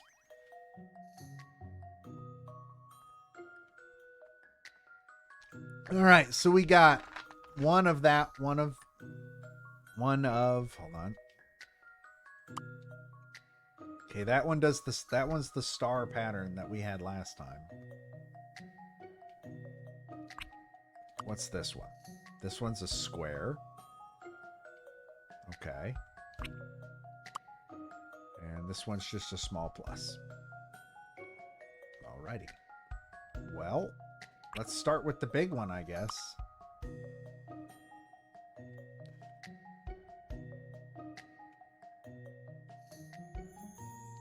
Sure, let's put that one there.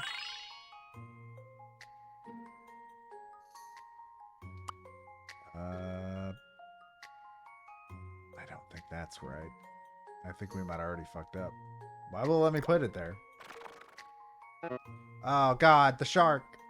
Oh, failure. I don't think that's where we want that one. But what about right here?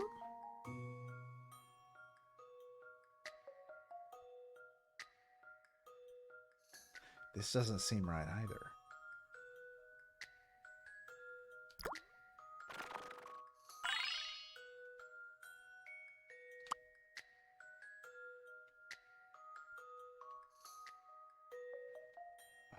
No, this doesn't seem right either.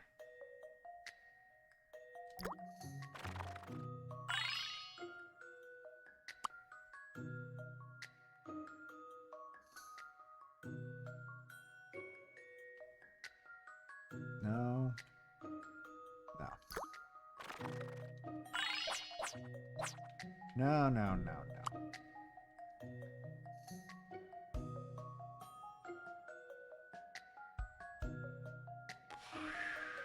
Let's try that.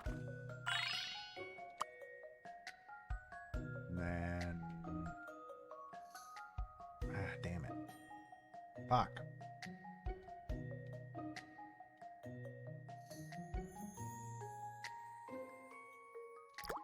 Sure, put that there. Put this here. Nope. Nope. This is not correct.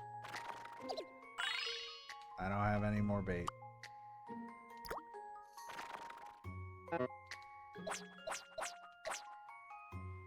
Okay.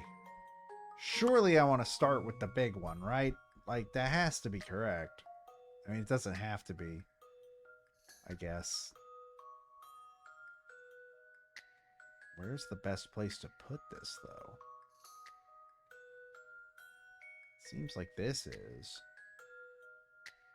Well, no. Hold on. Hold on. What if I start with the square?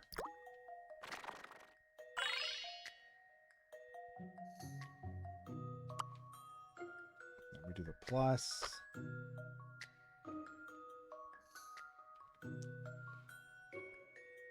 Ah, damn it.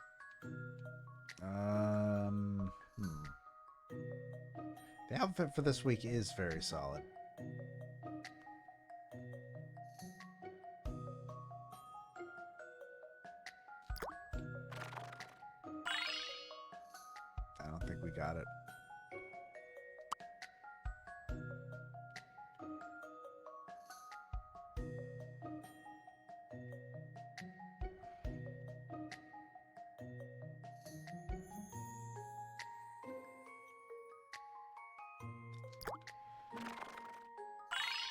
I think we want to start with the big one. I think we want to start with that.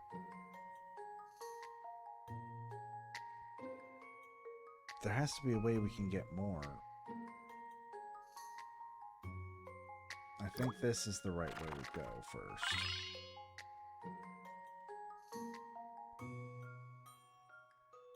And then...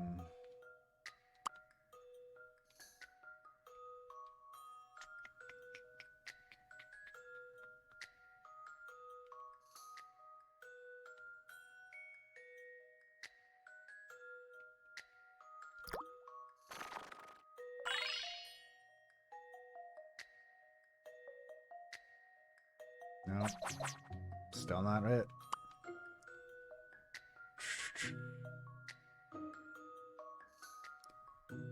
Is there anywhere else I could put this where it might make an impact?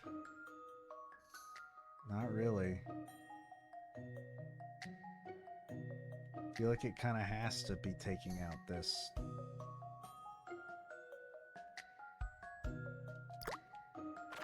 I feel like it has to be that one. And then this one.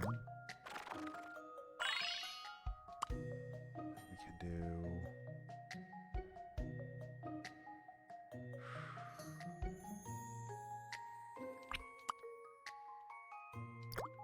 that. Wait, no. No. Ah, shit. Never mind. Never mind. Fuck.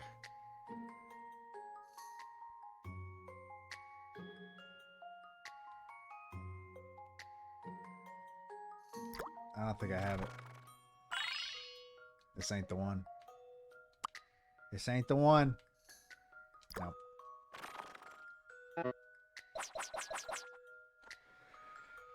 Okay.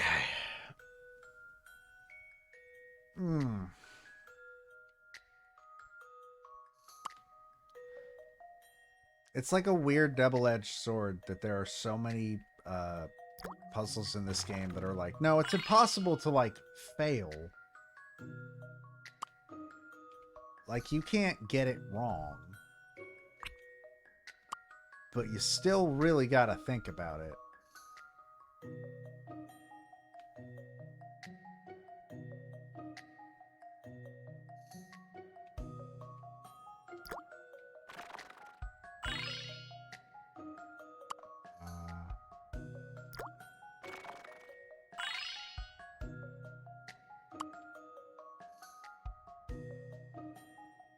Nope. This is not it. I don't like the sound they make. Yep.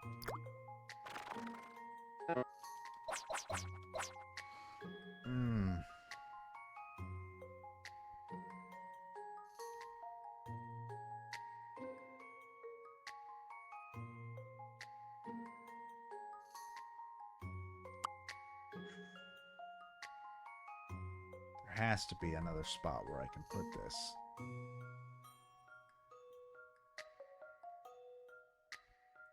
No, this seems like the best spot for this. What if we put it... Would this really help anything? I don't think it would.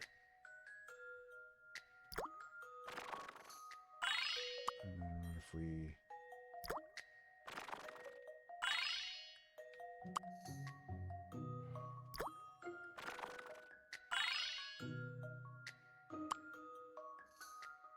Nope. Well... What if we put... Takes care of all of those.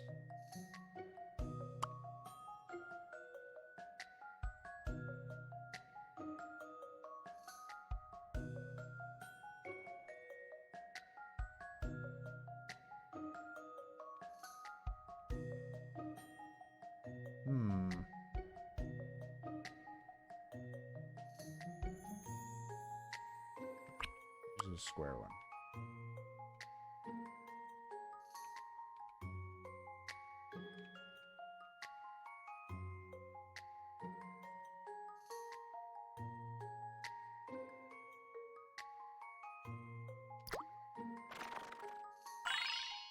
don't think this is it.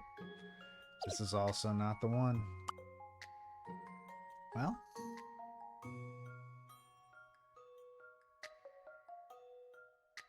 Yeah, no, this is not the one. But I think we're getting close. I think I'm getting close. Yeah, I'm only missing one. I can get all but one. So I think starting with this is a good call overall. And we can do this.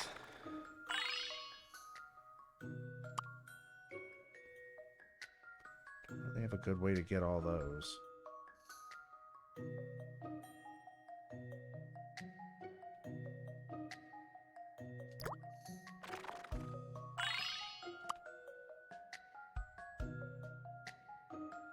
There we go.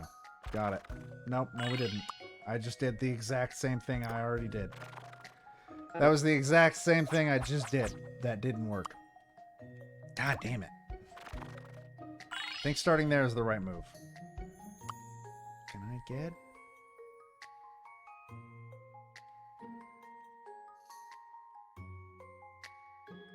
What if... that...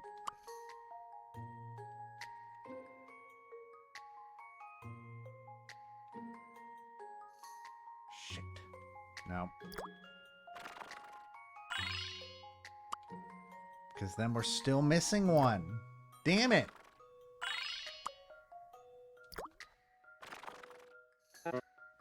Why do you need all the fish?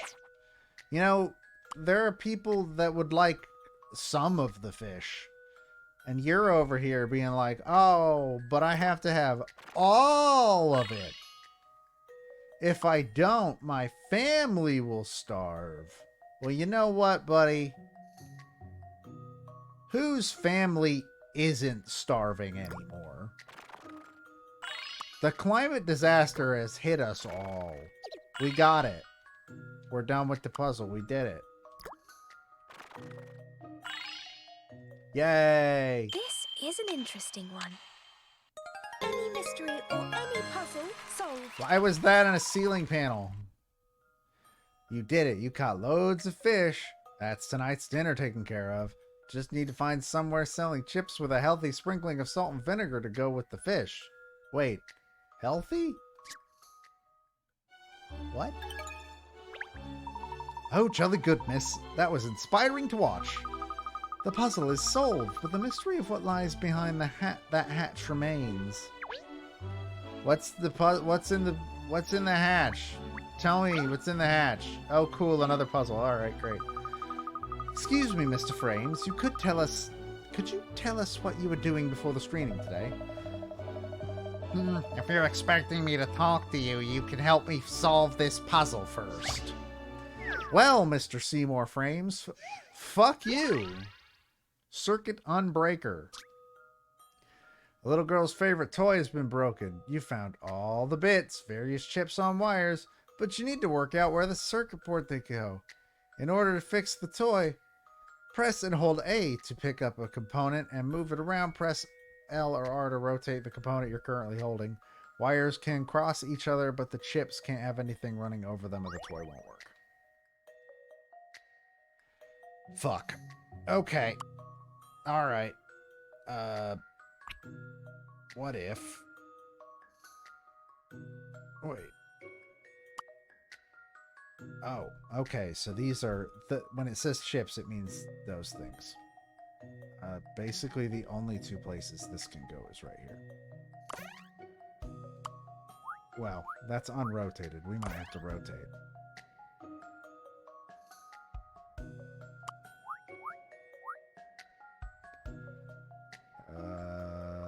Yeah, we gotta rotate the purple. Oh, no. There's that.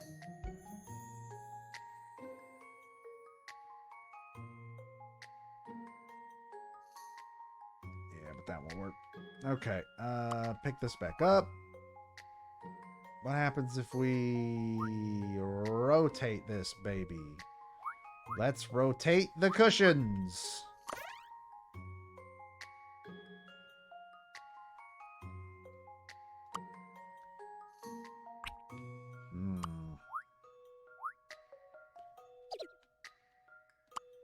Shit.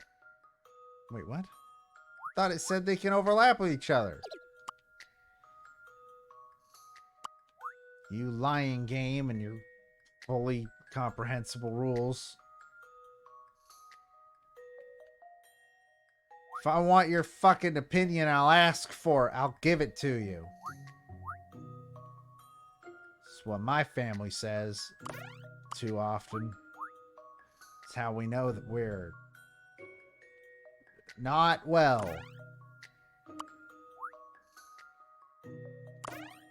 And now this one can't fit fucking anywhere. Oh, goddamn. Maybe we should start by finding a spot for that one. Oh, and we forgot this one completely. Cool. Good job, me. You're really proving your worth at this here puzzle spelling bee. This seems to be the only spot that it can... Yeah, that's the only spot that this one can fit in general. I think. Which makes it fairly obvious that this has to go right there. But now this one can't go in.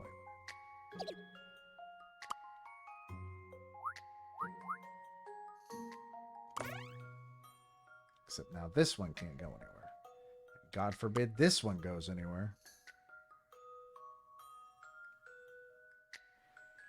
Oh boy, alright. I'm pretty confident about there not actually being a spot other than that for the orange one. I think the orange one is pretty well, like, it doesn't fit. It doesn't fit anywhere else.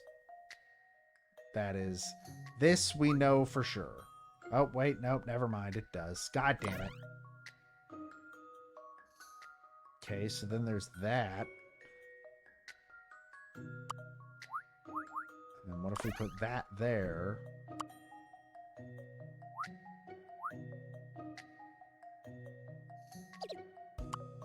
But it says the wires can cross. Wires can cross over, but the chips can't have anything running over them. Oh, yeah, there's the chips. Duh. Nope. Is there literally anywhere else that could go?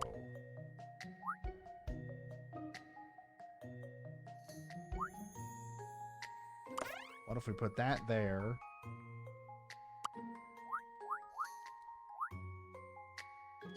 Nope.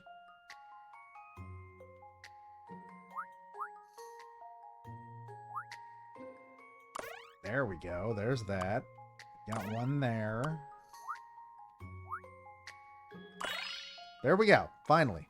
So, in conclusion... Thank goodness I got that right. Otherwise, Catriel would have fucking shot me, probably. Fixing toys like this is a piece of cake to an electronics whiz like you. Let's not get carried away.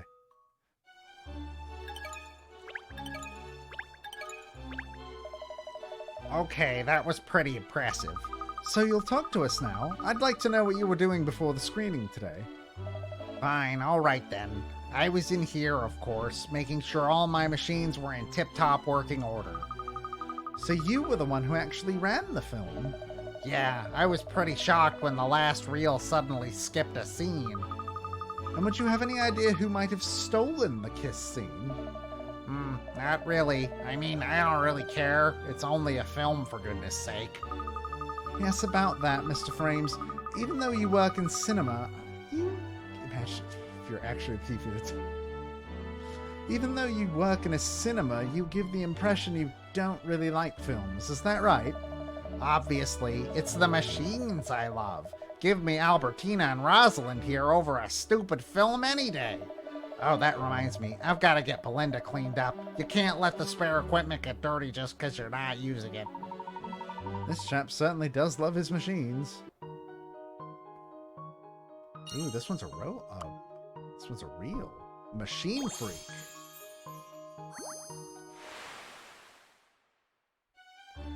Projectionist Seymour Frames has named all his beloved equipment but has little interest in films. Before the screening, he was in the projection box, preparing.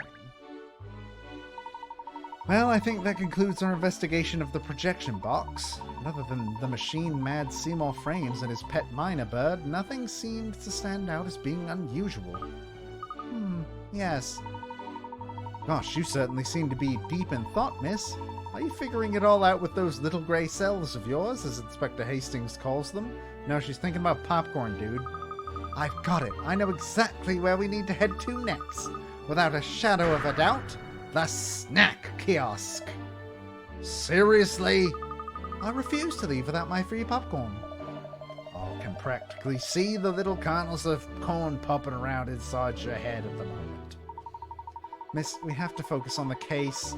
The head of the great Layton Detective Agency, with all its proud history and tradition, can't be distracted by such things. What history and tradition? Cat only just set the place up. Yeah, dude, she's had this office for like 2 weeks. Well, alright, but it will have a proud history and tradition in the future. We can't just get our heads off popcorn. If we can just get our heads off popcorn, a long way in the future.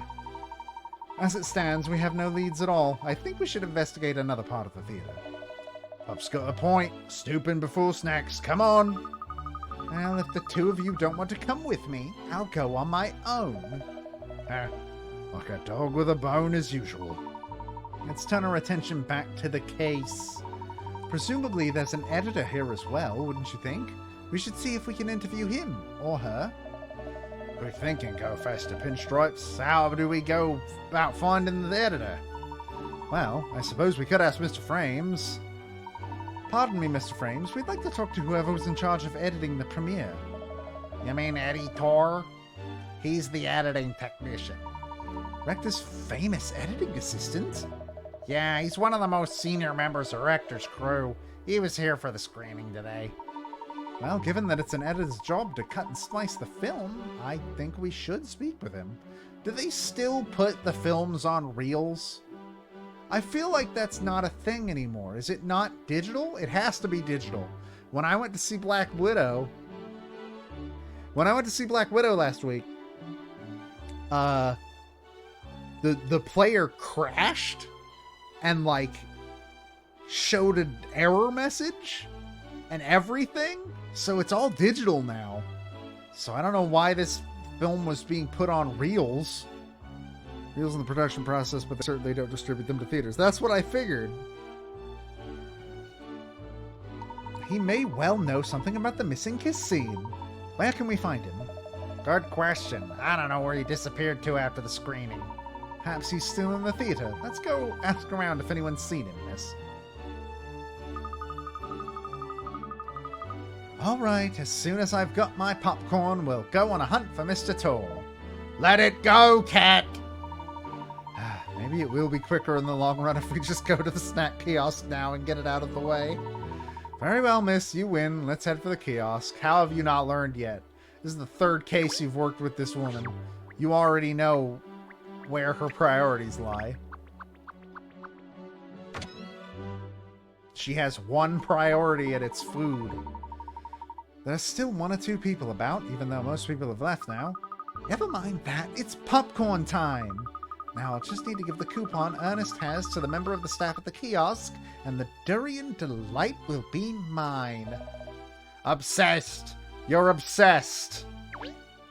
Sir, can I have popcorn? Yes, what can I do for you? Oh, aren't you the chap who showed us into the theater before? Yes, all the other staff members were individually assigned to take care of our VIP guests. So yes, we are a little short of hands for the usual running of the theater. I'm happy to do everything myself. Greeting theatergoers, showing them to their seats, manning the snack kiosk, cleaning. Yes, I can't be in enough places at once. Gosh, you sound awfully overworked. Like someone else I could mention. Answering the phone, making tea, cleaning the office, helping with investigations. Sound familiar, Pinstripes? Oh, I don't mind. I'm very proud to be able to help such an esteemed detective as Miss Layton. She's solved 2 cases. Ever. You are? Well, I'm sorry to trouble you when you're obviously so busy, but I'd like some durian popcorn, please. Here's my coupon. Ha, yes, of course. I'd be delighted to serve you. Except that I'm terribly sorry, but I can't. You see, yes, I'm afraid the daily special popcorn is all sold out, yes? I knew I should have come earlier. It was always going to go quickly. Such a knockout flavor. Oh yeah, anyone could have predicted that. However, yes, I do have something else I could offer you instead. A puzzle. Cool. Thank you, sir. I didn't ask for that. I asked for popcorn. 6 of 1.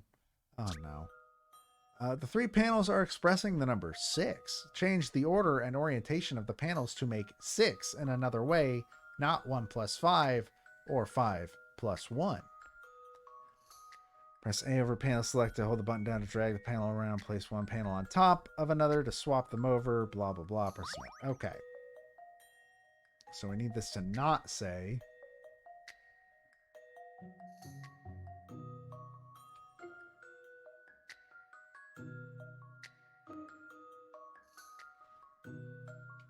So making this minus, right? That's the 1, right? That's what we want. What if it's 5 minus x? Would that work? Surely that can't be what it is, right? Then again, this is a Layton game. It could absolutely be what the fuck it is. Like this for breakfast. Fuck! Damn it! I was so ready. I was so ready to be like, fuck yeah, I did it! Big brain! I was not big brain. Turns out. Turns out. Wait.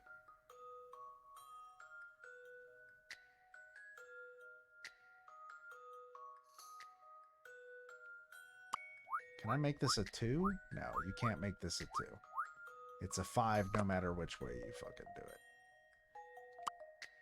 But it could be times, right?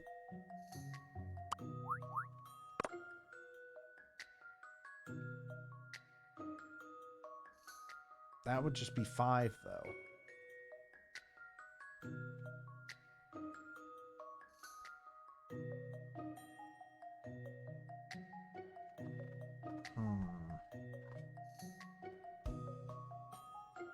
That would just be 5.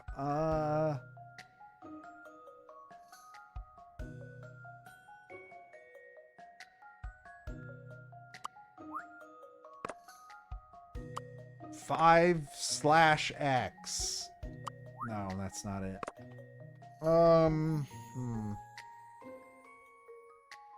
Feel like it has to be something with x, right? Because there's nothing else. There's nothing else we could turn that into.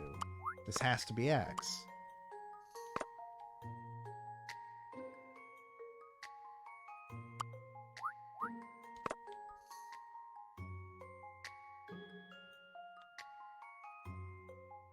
That's nothing. That doesn't turn into anything. Yeah, no. Rotating the 5 is useless. That's not going to help us at all.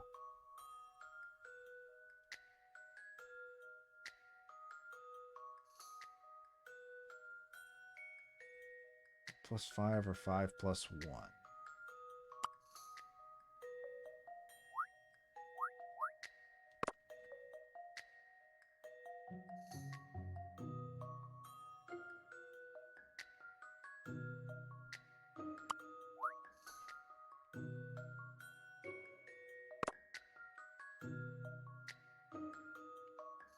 So we can't make this a 6.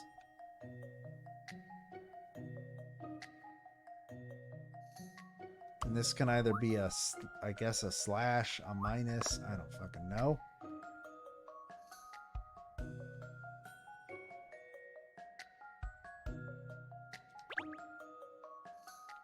Let's see what the hints say. Yes, please. Try representing 6 without using numbers. What?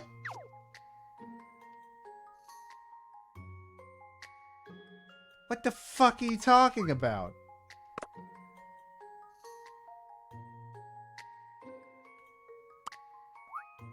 Oh, fuck. Oh my god. I eat puzzles like this for breakfast. They just call me Sherlock Holmes for nothing. Fuck. God damn it. Oh my god.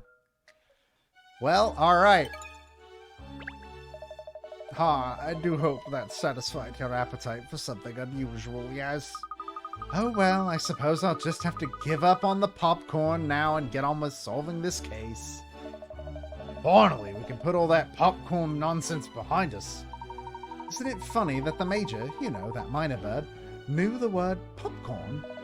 And we're back. Yes, actually, I was the one who taught him to say that, yes. Oh, really? Yes, sometimes I take a snack of popcorn to the projection box, you know. I've even seen the Major out of his cage before. You mean Mr. Frames lets the bird fly free?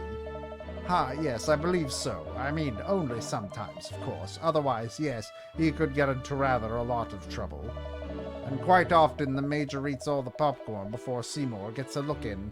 Yes, it's true. That's how the bird picked up the word popcorn in the first place, yes. He even took a tub of durian popcorn up there earlier today, and the Major had it all again. Yes, I just took my eye off him for a moment and he'd gobbled every last piece. An entire tub? By Jove, that's a bird with an appetite, all right. Oh yes, I was as surprised as you are. But I think even the Major might have overdone it that time. Yes, it seemed to give him a tummy ache. The lucky thing! I wish I could eat so much durian popcorn that my tummy ached. But I must stop pining for something I can't have.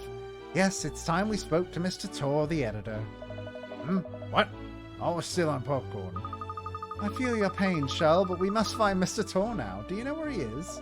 Yes, I saw him just a few moments ago, actually. Yes, he was on his way out of the door. Ooh, quickly then, everyone. We have to catch him before he goes home. There's already only 3 pieces left.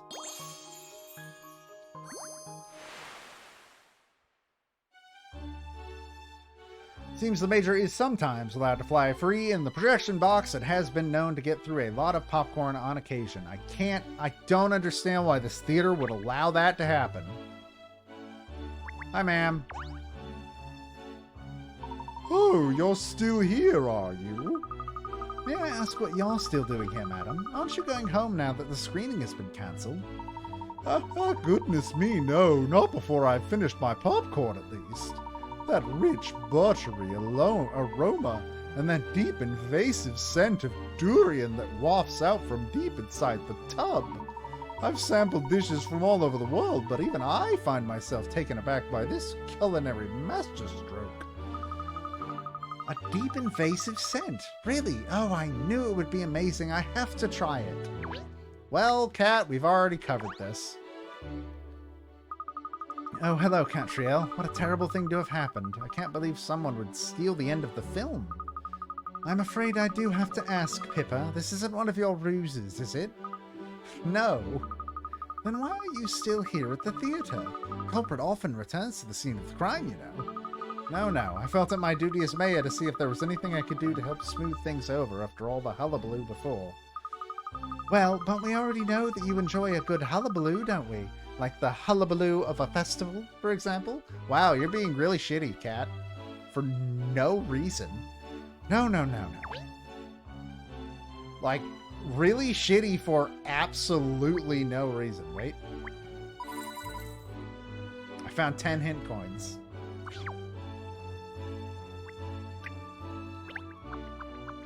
Where the fuck do you think you're going, film editor man?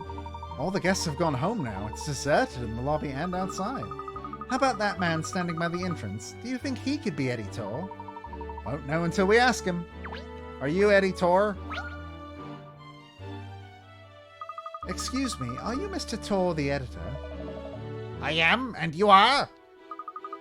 I'm Catriel Layton from the Layton Detective Agency. You've probably heard of me. Nope. Oh, well, that's a shame. Still, you know me now, don't you? Mr. Barnum has asked me and my colleagues to investigate the case of the stolen kiss scene. We'd very much like to take a statement from you, Mr. Tor. After all, you've worked with Maverick Director for many years, haven't you?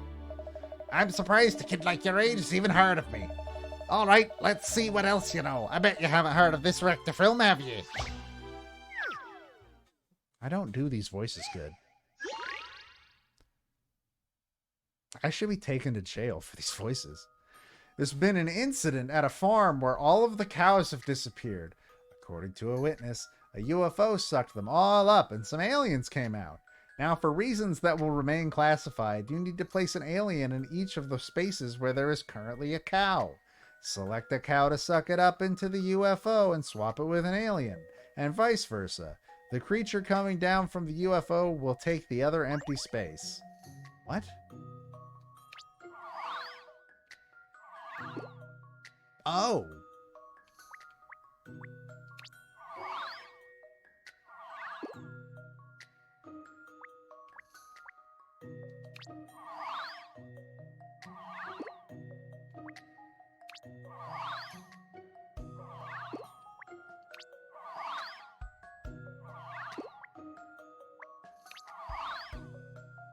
No, why would it put it there? Fuck you. This is fucking weird. This is a super weird puzzle.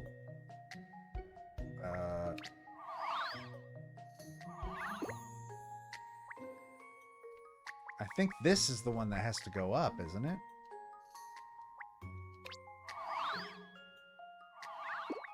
Except it'll make it a cow if we do that. Yeah, now it's a cow. Hold on. But we don't want that to be a cow or an alien. Hold on. Wait. Start over. So we want these 4 spots to be Alien by director Ridley Scott.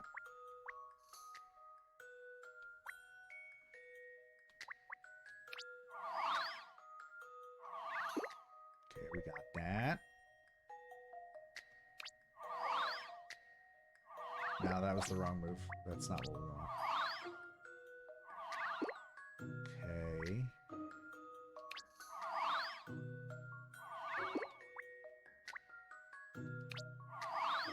Oh, but that just puts another alien there.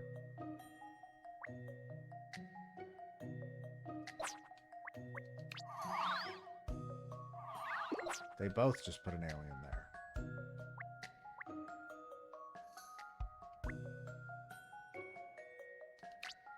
What if I put a cow there? Now there's a cow there.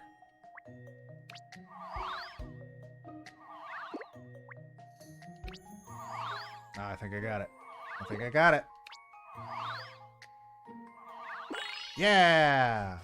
We did it. So, in conclusion, thank goodness I got that right. You did it. Looks like the aliens just came to have some fun. With the night drawing to a close, you wave them goodbye as they set off for home. And then you ask what you did in your life that this doesn't surprise you. I got the recipe for beef trifle. How did you find it? Not a bad action thriller, eh? Oh, I'll say, UFOs and aliens always make for a jolly good tale. I know what film it is. It's the rarely seen Signs, Close Equations of the Third Kind. You can't come into my fucking stream and reference both Signs and Close Encounters of the Third Kind. Signs is the one that gets me. I was talking about Signs earlier today. Alright, now I'm impressed. Rector was still a newcomer, so the film had a cast of total unknowns, and it quickly disappeared from the big screen. And the production company went bankrupt as well, so it's never been re-shown. It's one of the most talked about films among Rector fans.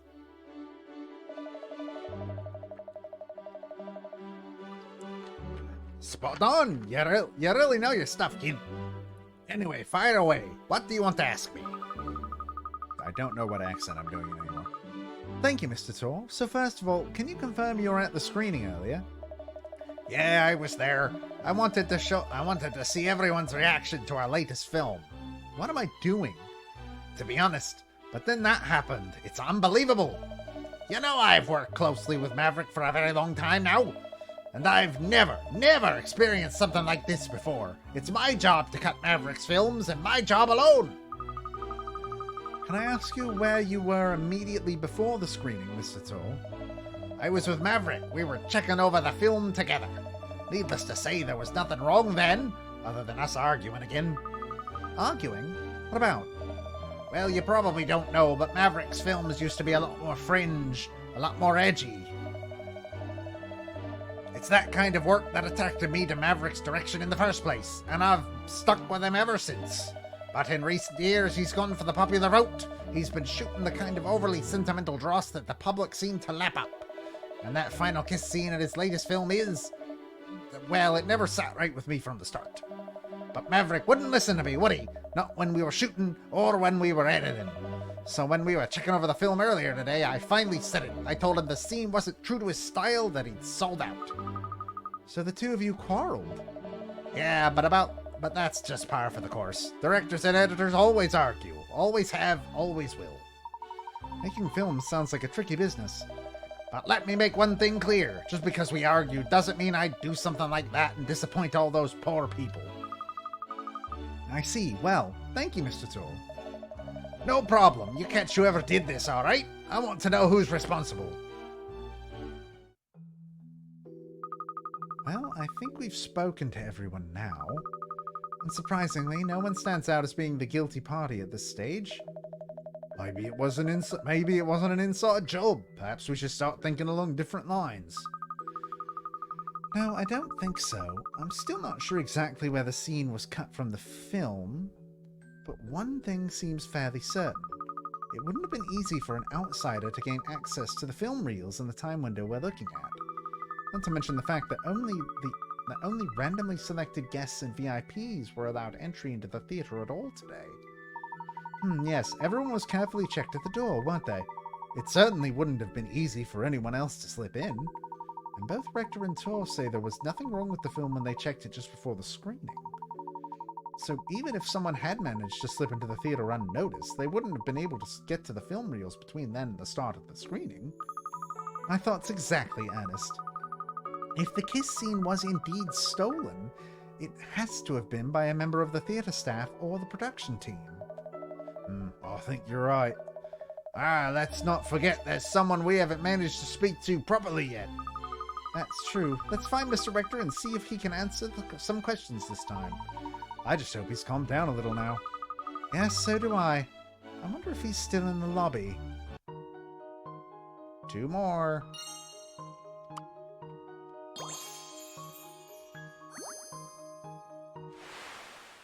We're getting there. Though once more inclined to fringe material, it seems Maverick D. Rector has recently shifted into more mainstream romance-oriented films. Well, goodbye, sir. I'll see you in hell. Also in the theater. Both can be true. No director. But there's Emiliana. Look, perhaps she'll know where we can find him. Yes, let's go ask her, and we can find out how her profiling is going at the same time. Hey, how you doing, Emiliana? You want to give me all your information so I can solve the case for you? Still here pretending to do real detective work. If I were that good at pretending, I could pretend to like you. Holy shit!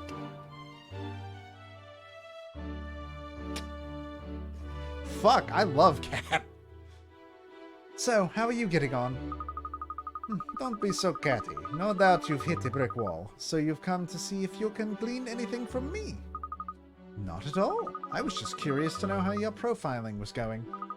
Very well, I'll tell you. Perhaps hearing some genuine deduction will make you realize how unsophisticated your own efforts are.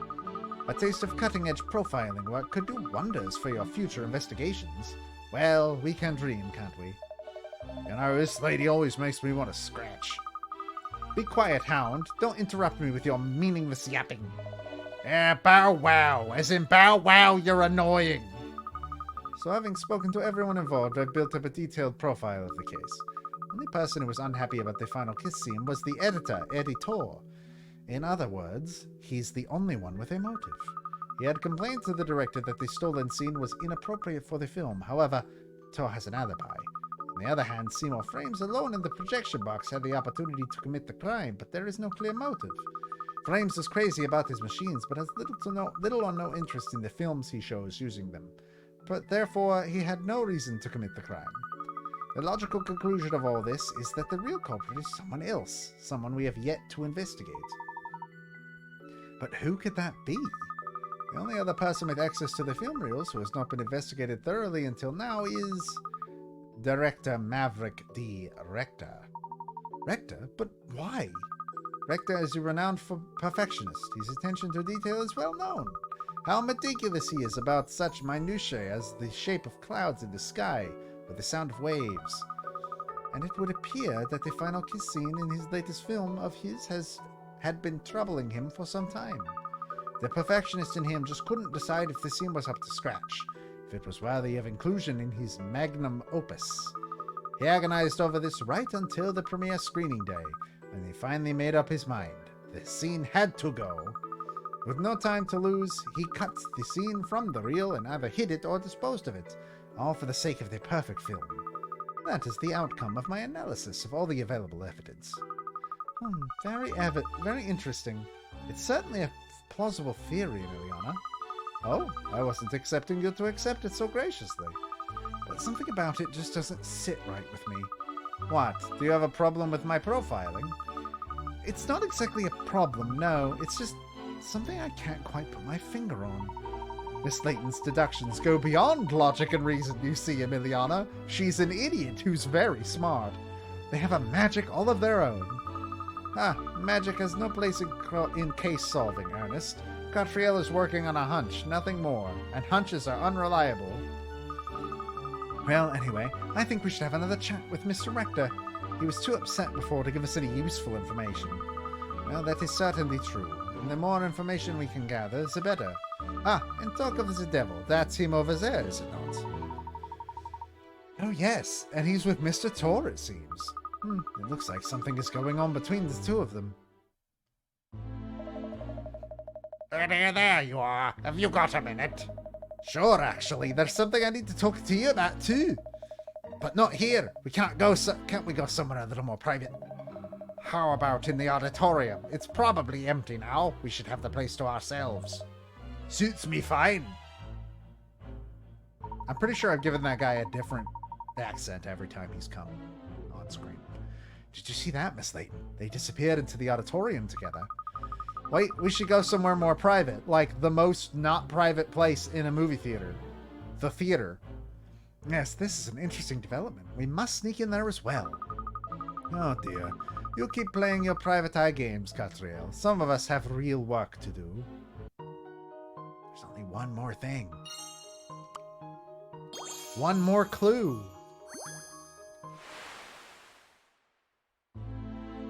Perfectionist Rector wasn't satisfied with the final kiss scene. Emiliana has conjectured that he cut out the reel himself. But is she right? That was that's...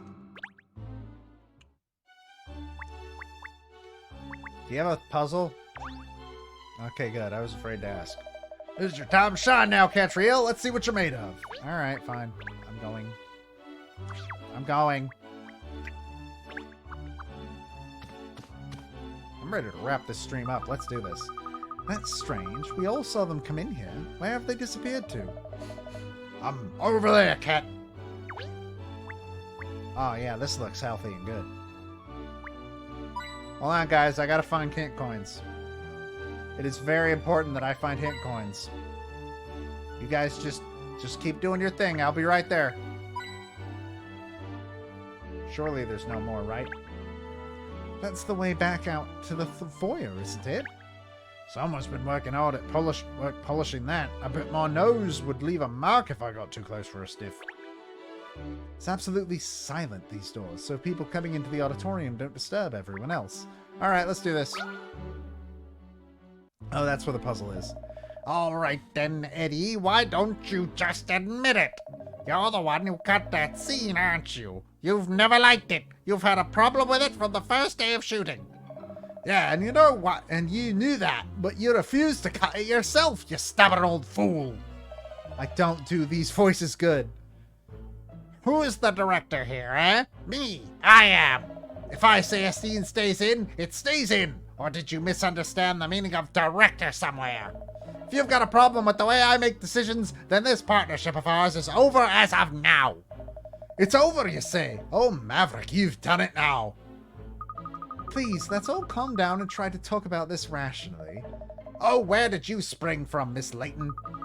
Never mind that now. Let's just take some deep breaths and calm yourselves down. Breathe in and out some more, and out a little more. That's it. Keep. Are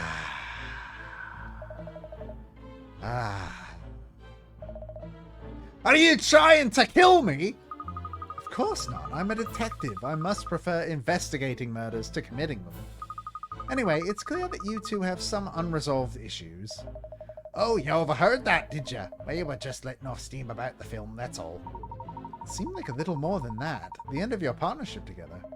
This know-it-all thinks he's God's gift to romance films these days, but his love scenes have always been a total disaster. It's only my editing that saved them all these years. It's thanks to me he's produced so many hits. But does that mean anything to him now? Not a jot. Well, he might have chosen to forget, but mark my words, I haven't. I mean, what about this love scene, What? The perplexed partner. Hey, same. A romantic Romeo has come to take his sweetheart to a delightful dinner. To add a little excitement, instead of telling her room number directly, she decided to be an asshole and took photographs of every junction along the route to the room and sent them to him. The photos aren't in any particular order, but by studying them carefully, you should be able to work out which of rooms A to E is the correct one.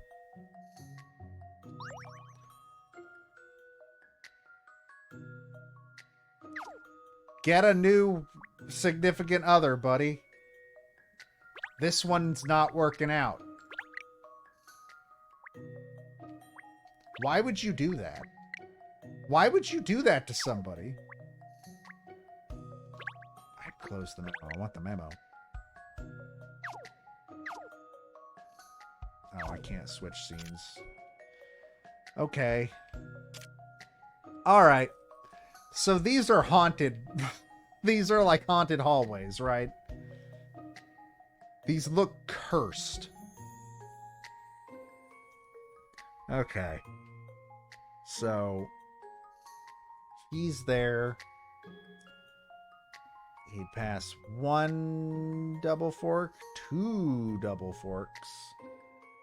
No. No, he wouldn't. No, he'd hit a wall eventually.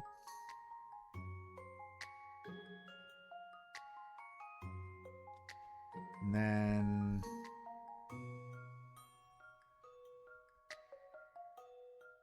No, that can't be it. Well, no, it has to start there.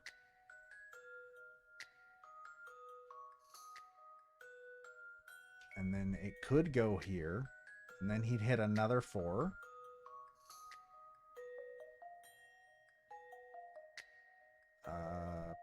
And then he'd get to that. Except it needs to be a right turn. Or it needs to be a left turn. This is not a left turn. So what if he went that way at that fork? No, that can't be it.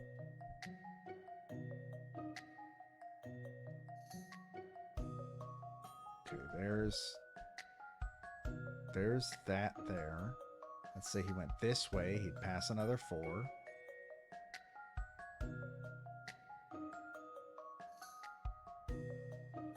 Nope, that won't work either.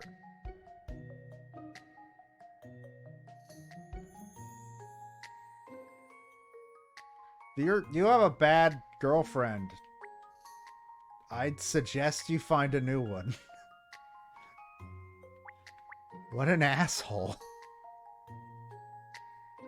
Let's make it more fun, my fucking ass.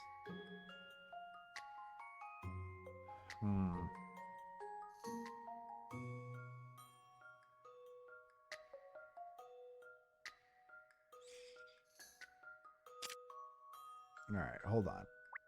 So we start here. Let me open the map. I hate that it covers the bottom, but it's fine. So we start here. And this is a 4 path. This is a 4 junction. And if he keeps going up, he'll hit the 3 junction, which is that one. And if he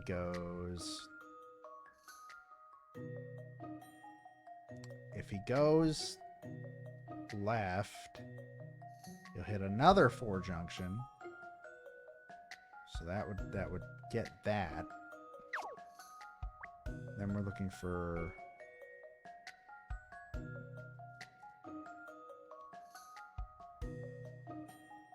don't think that works. As far as I can tell, the only one that has like a the only one that this picture could be is this hallway right here.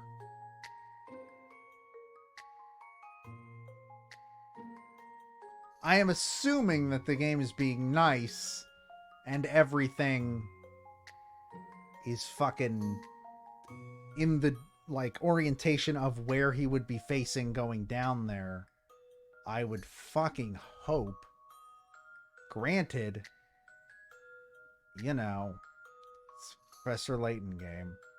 I guess he could go there and then keep going.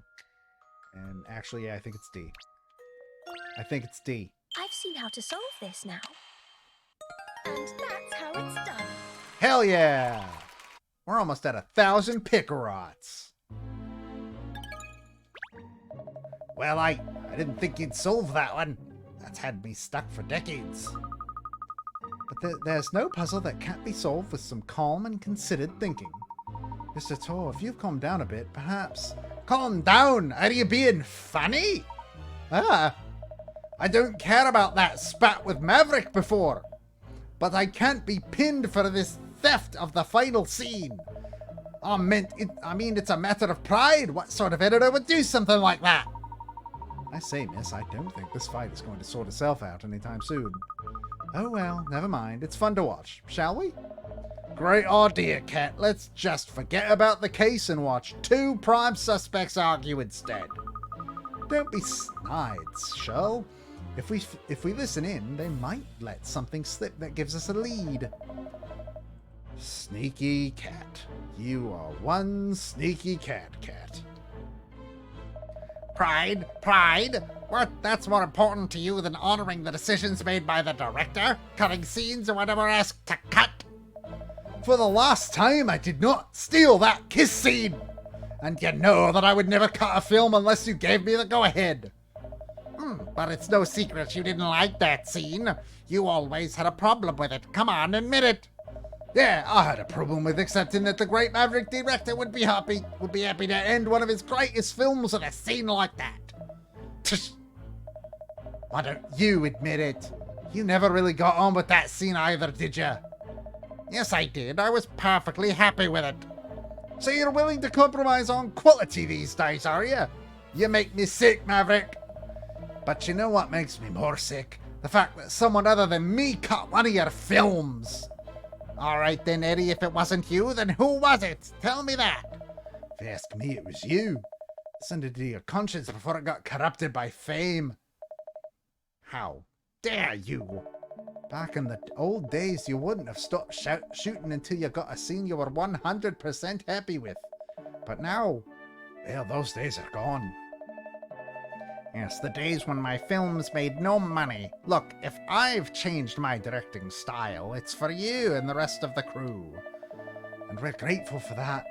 We all appreciate actually getting paid, don't get me wrong. But does that mean you have to make such huge compromises to the production? Does it mean you can't be true to yourself anymore? Look, I know you said your love scenes were rubbish, but the truth is you have shot some good stuff in the past, haven't you?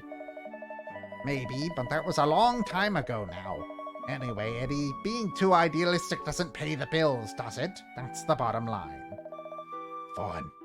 That's a take on it. There's nothing more to say. Goodbye, Maverick. Yikes, that didn't end well, did it? Mr. Tor walked out. This could be our chance to get some important information out of Mr. Rector. Come on, Ernest, and you, Charles. Mr. Rector, I'd like to ask you a few more questions, if you don't mind. I'm really not in the mood at the moment, but all right. If it'll help you get this whole thing cleared up quicker.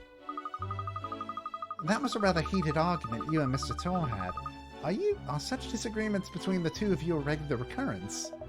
Eddie and I have been a team for a very long time. Since long before I made it. So yes, we've had more than a few fights over the years, yes. Back in the early days, we used to have blazing rows about production issues. Still, it's never gone this far before. We've never talked about going our separate ways. Yes, well, one ill word asks another, as they say. If you said things you didn't mean, I'm sure an apology will go a long way to fixing things. With Eddie, I'm not so sure. I hear that you used to make films that were a lot less mainstream, with more fringe appeal, is that right? Ha! That's going back a bit now. Anyway, it wasn't like I was trying to shoot fringe films. That's just how it worked out. That's how people took my material. It wasn't for everyone. But Eddie really liked my old work, and now that I'm making films more people actually want to watch, he's not happy about it. You know, he was always pressing me to not include that last scene in No Sub for Love right from the start. Yes, he told me he didn't believe it was true to your style. Not true to my style, eh? Makes it sound so simple. The truth is, I don't even know what my style is anymore. It's just a typical of Eddie, though. He never had any hesitation in telling me what was wrong with my films. Sometimes it makes me so mad, but I have to admit, he's usually right. Oh, who am I kidding? He's right this time, too. You mean about the stolen scene? I just wanted it to be real. I wanted to shoot a kiss that looked like it was genuinely from the heart, not two actors playing their parts. But somehow I couldn't get it right. In the old days, I wouldn't have given up. I'd have just kept shooting and shooting until I got the result I wanted. Why didn't you do that this time, then? You're young. I wouldn't expect you to understand. The fact is, as you get older, you lose that drive you had in your youth. Oh, you're quite right. That's not something I can relate to. Sounds rather sad, to be honest.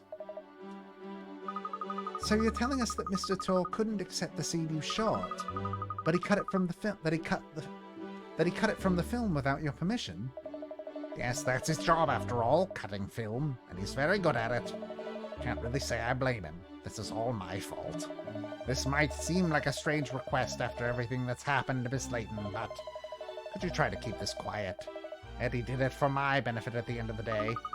I'm afraid that won't be possible. What? But if this comes out, Eddie's career is over. Is it really worth destroying the man just for some sense of obligation to uphold justice? That's not the reason at all. It's because Mr. Tor didn't do it. You see, the fact is, you are his alibi, Mr. Rector. Exactly. You and Mr. Tor were together at all times until the start of the screening, weren't you? And when you checked over the film reels together, you found no problems. So if Mr. Tor was never out of your sight after that time, then however much he disagreed with the inclusion of that scene, he had no opportunity to cut it. I suppose that's true. So someone else stole it then. Well, that's wonderful. Miss Layton? Oh, sorry, good. It looks like I have all the evidence I need now. We've done it! It's time to close this case so I can go eat food.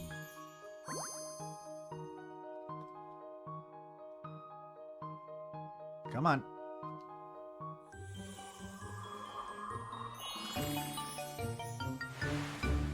Yay! Rector and Tor checked the film reels just prior to screening. They both found no issue with it, and the last scene was present. Let's solve this case.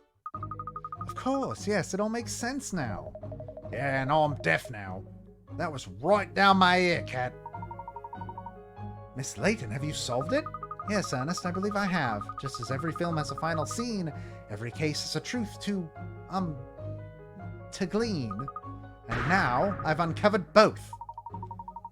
Oh, well done, Miss Layton. Bravo. And what a spiffing verse that was. Ernest, summon the suspects. Gladly, miss, gladly.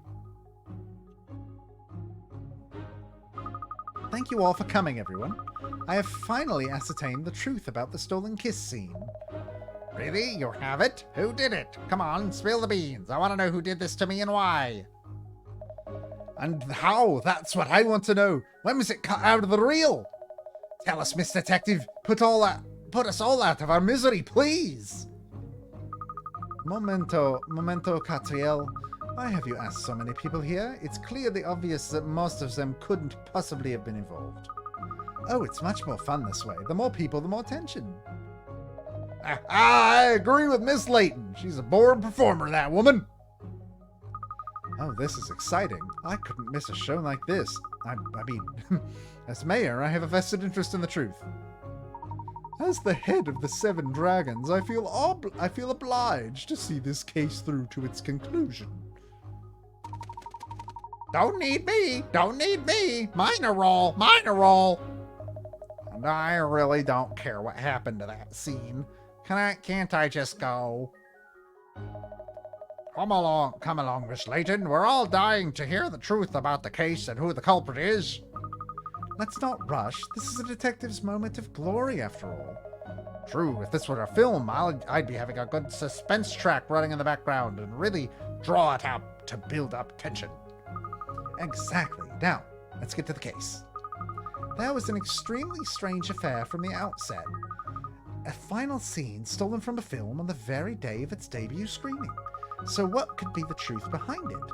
No doubt you all have your own theories and ideas, but I'm not exaggerating when I tell you that the real truth will make even the most outlandish theory of yours seem tame. Because you see, the truth is always stranger than fiction. Okay, Cat, is this just a Shaggy Dog story, or do you actually know who did it? All right. You couldn't let me milk it, could you? If I had to identify one culprit, I don't know in why this they didn't case, draw this with her. It would be you over there.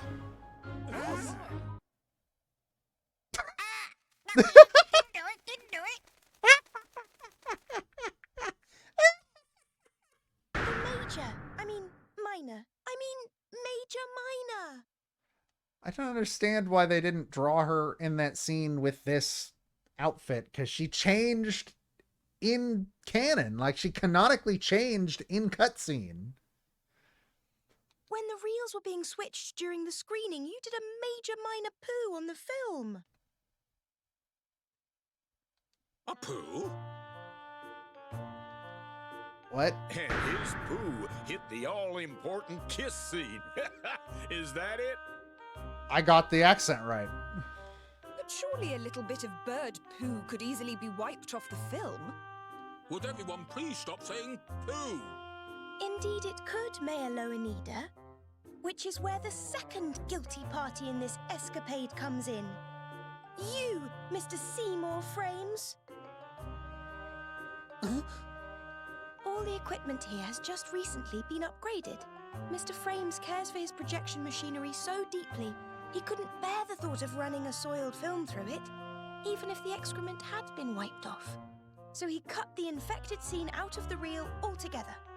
So it's his doing then? Yes, but with the Major resolutely denying everything, it's going to be hard to make it stick. He's a bird cat.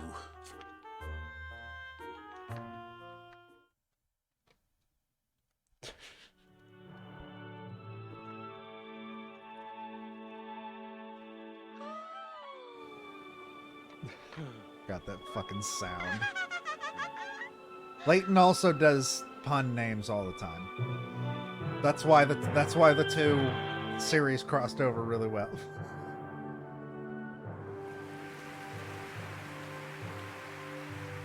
Okay. Sure. Great film. I loved it. Where did that kiss scene come from? Apparently, Mr. Rector. He cut in an old scene of his own to replace the missing one. It's a clip of himself kissing his lover, shot a long time ago when he was still just starting out as a cameraman. Foxy. Secretly, it was supposed to be a film about his own love affair. So, the clothes and everything match the style of the other scenes perfectly. That's how he integrated it so seamlessly. Yeah, You seamlessly. want to That's hand the it to word. old dog. The word is It's a very seamlessly. moving scene. Yes, because it's full of genuine emotion. They weren't acting. It was true love. Fucking hell. If only someone would give us like that. Just imagine. What? Oi, Pinstripes, what are you imagining? Nothing. I was Just what? Spit it out. No, What, you dirty mongrel? Cat is evil, like straight up. A Naval Advance, No Sub for Love was a hit at the box office with its passionate final kiss scene. And now Maverick Director is currently working on a new, albeit not too mainstream, blockbuster. Okay. Sure, that was a weird... How is it? You always stumble on the answer in these cases. Stumble on? It sounds like you think it's just luck, Shirl. Well, isn't it? Not at all. The truth is, Miss Layton makes logical but instinctive inferences.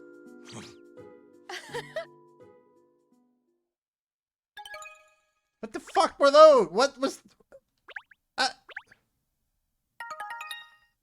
Okay. New diner has arrived requesting an ideal meal. Fuck you, I don't care.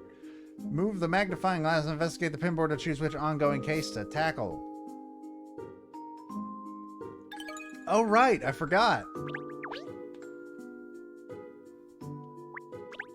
We can redecorate the office.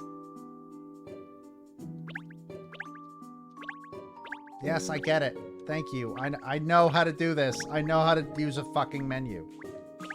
Alright, what do we got? We got the walls. You can put Azran there, apparently. I kind of like that.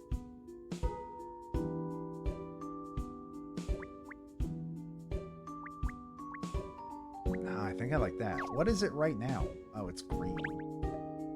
Yeah, I like that. Blue now.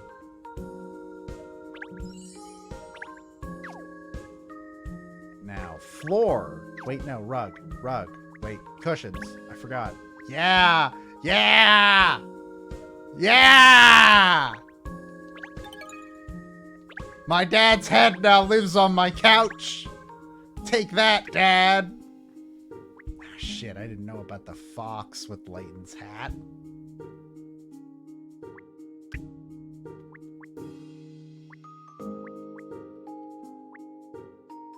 Plush eyesores. Okay, okay. But rug. Can I make my dad's head a rug? No. Ooh, I like the Azran rug, though. Yes, we'll do that. Okay. About the sofa. Curtains. Are there any good curtains? Damask drapes, I guess. How much time do you spend in the agency? I don't know.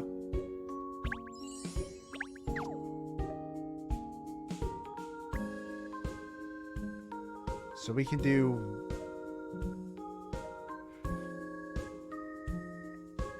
So we can do floor, chair, table, or sofa. We can do 2 of those. What are the floor options like? I don't know, I kind of just... I like the dark wood. I like the darker wood. Fuck. I like the darker wood. But I like the wood we have currently just fine. Non-recliner. Why is it called a non-recliner? Hard to clean chair. Blue suede sheet. Blue suede seat. I think the current one we have is fine. Let's look at the table.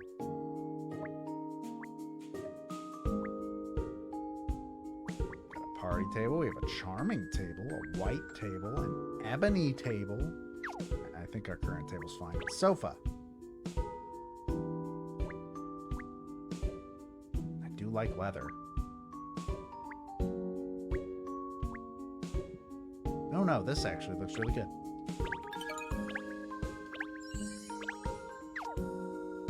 let's grab the wood floor. Okay.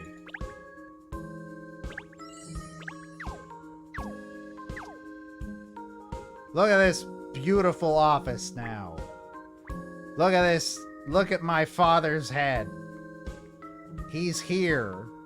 Ernest, does it make you uncomfortable that I made sure to include my father's head in the office? You can sit on his head, Ernest. It's everything you could have ever wanted. Anyways, it's been 3 hours. I expected this to go for 2. I am tired. And so it is time for me to say goodbye. But before I do that, let's look at what the schedule looks like. We only have 1 stream left for this week, and that's tomorrow. See, tomorrow is a very special day. It's Christmas. And I can't wait for Christmas. And we're going to play the most festive game of them all, Silent Hill Shattered Memories. That'll be me and Matt. Matt will be playing. I will be co-piloting. That'll be a lot of fun. And then we have more streams coming next week. We'll be able to give you some details tomorrow, probably. I don't know. We'll see. Anyways, I'm gonna go now. I'm gonna go now and, like, I don't know, take a fucking nap or something. Man, a nap would be really good. I want to take a nap. It's too late to take a nap, but I am going to go elsewhere. So, hope you all enjoyed, and hope to see you tomorrow for Silent Hill. Bye-bye.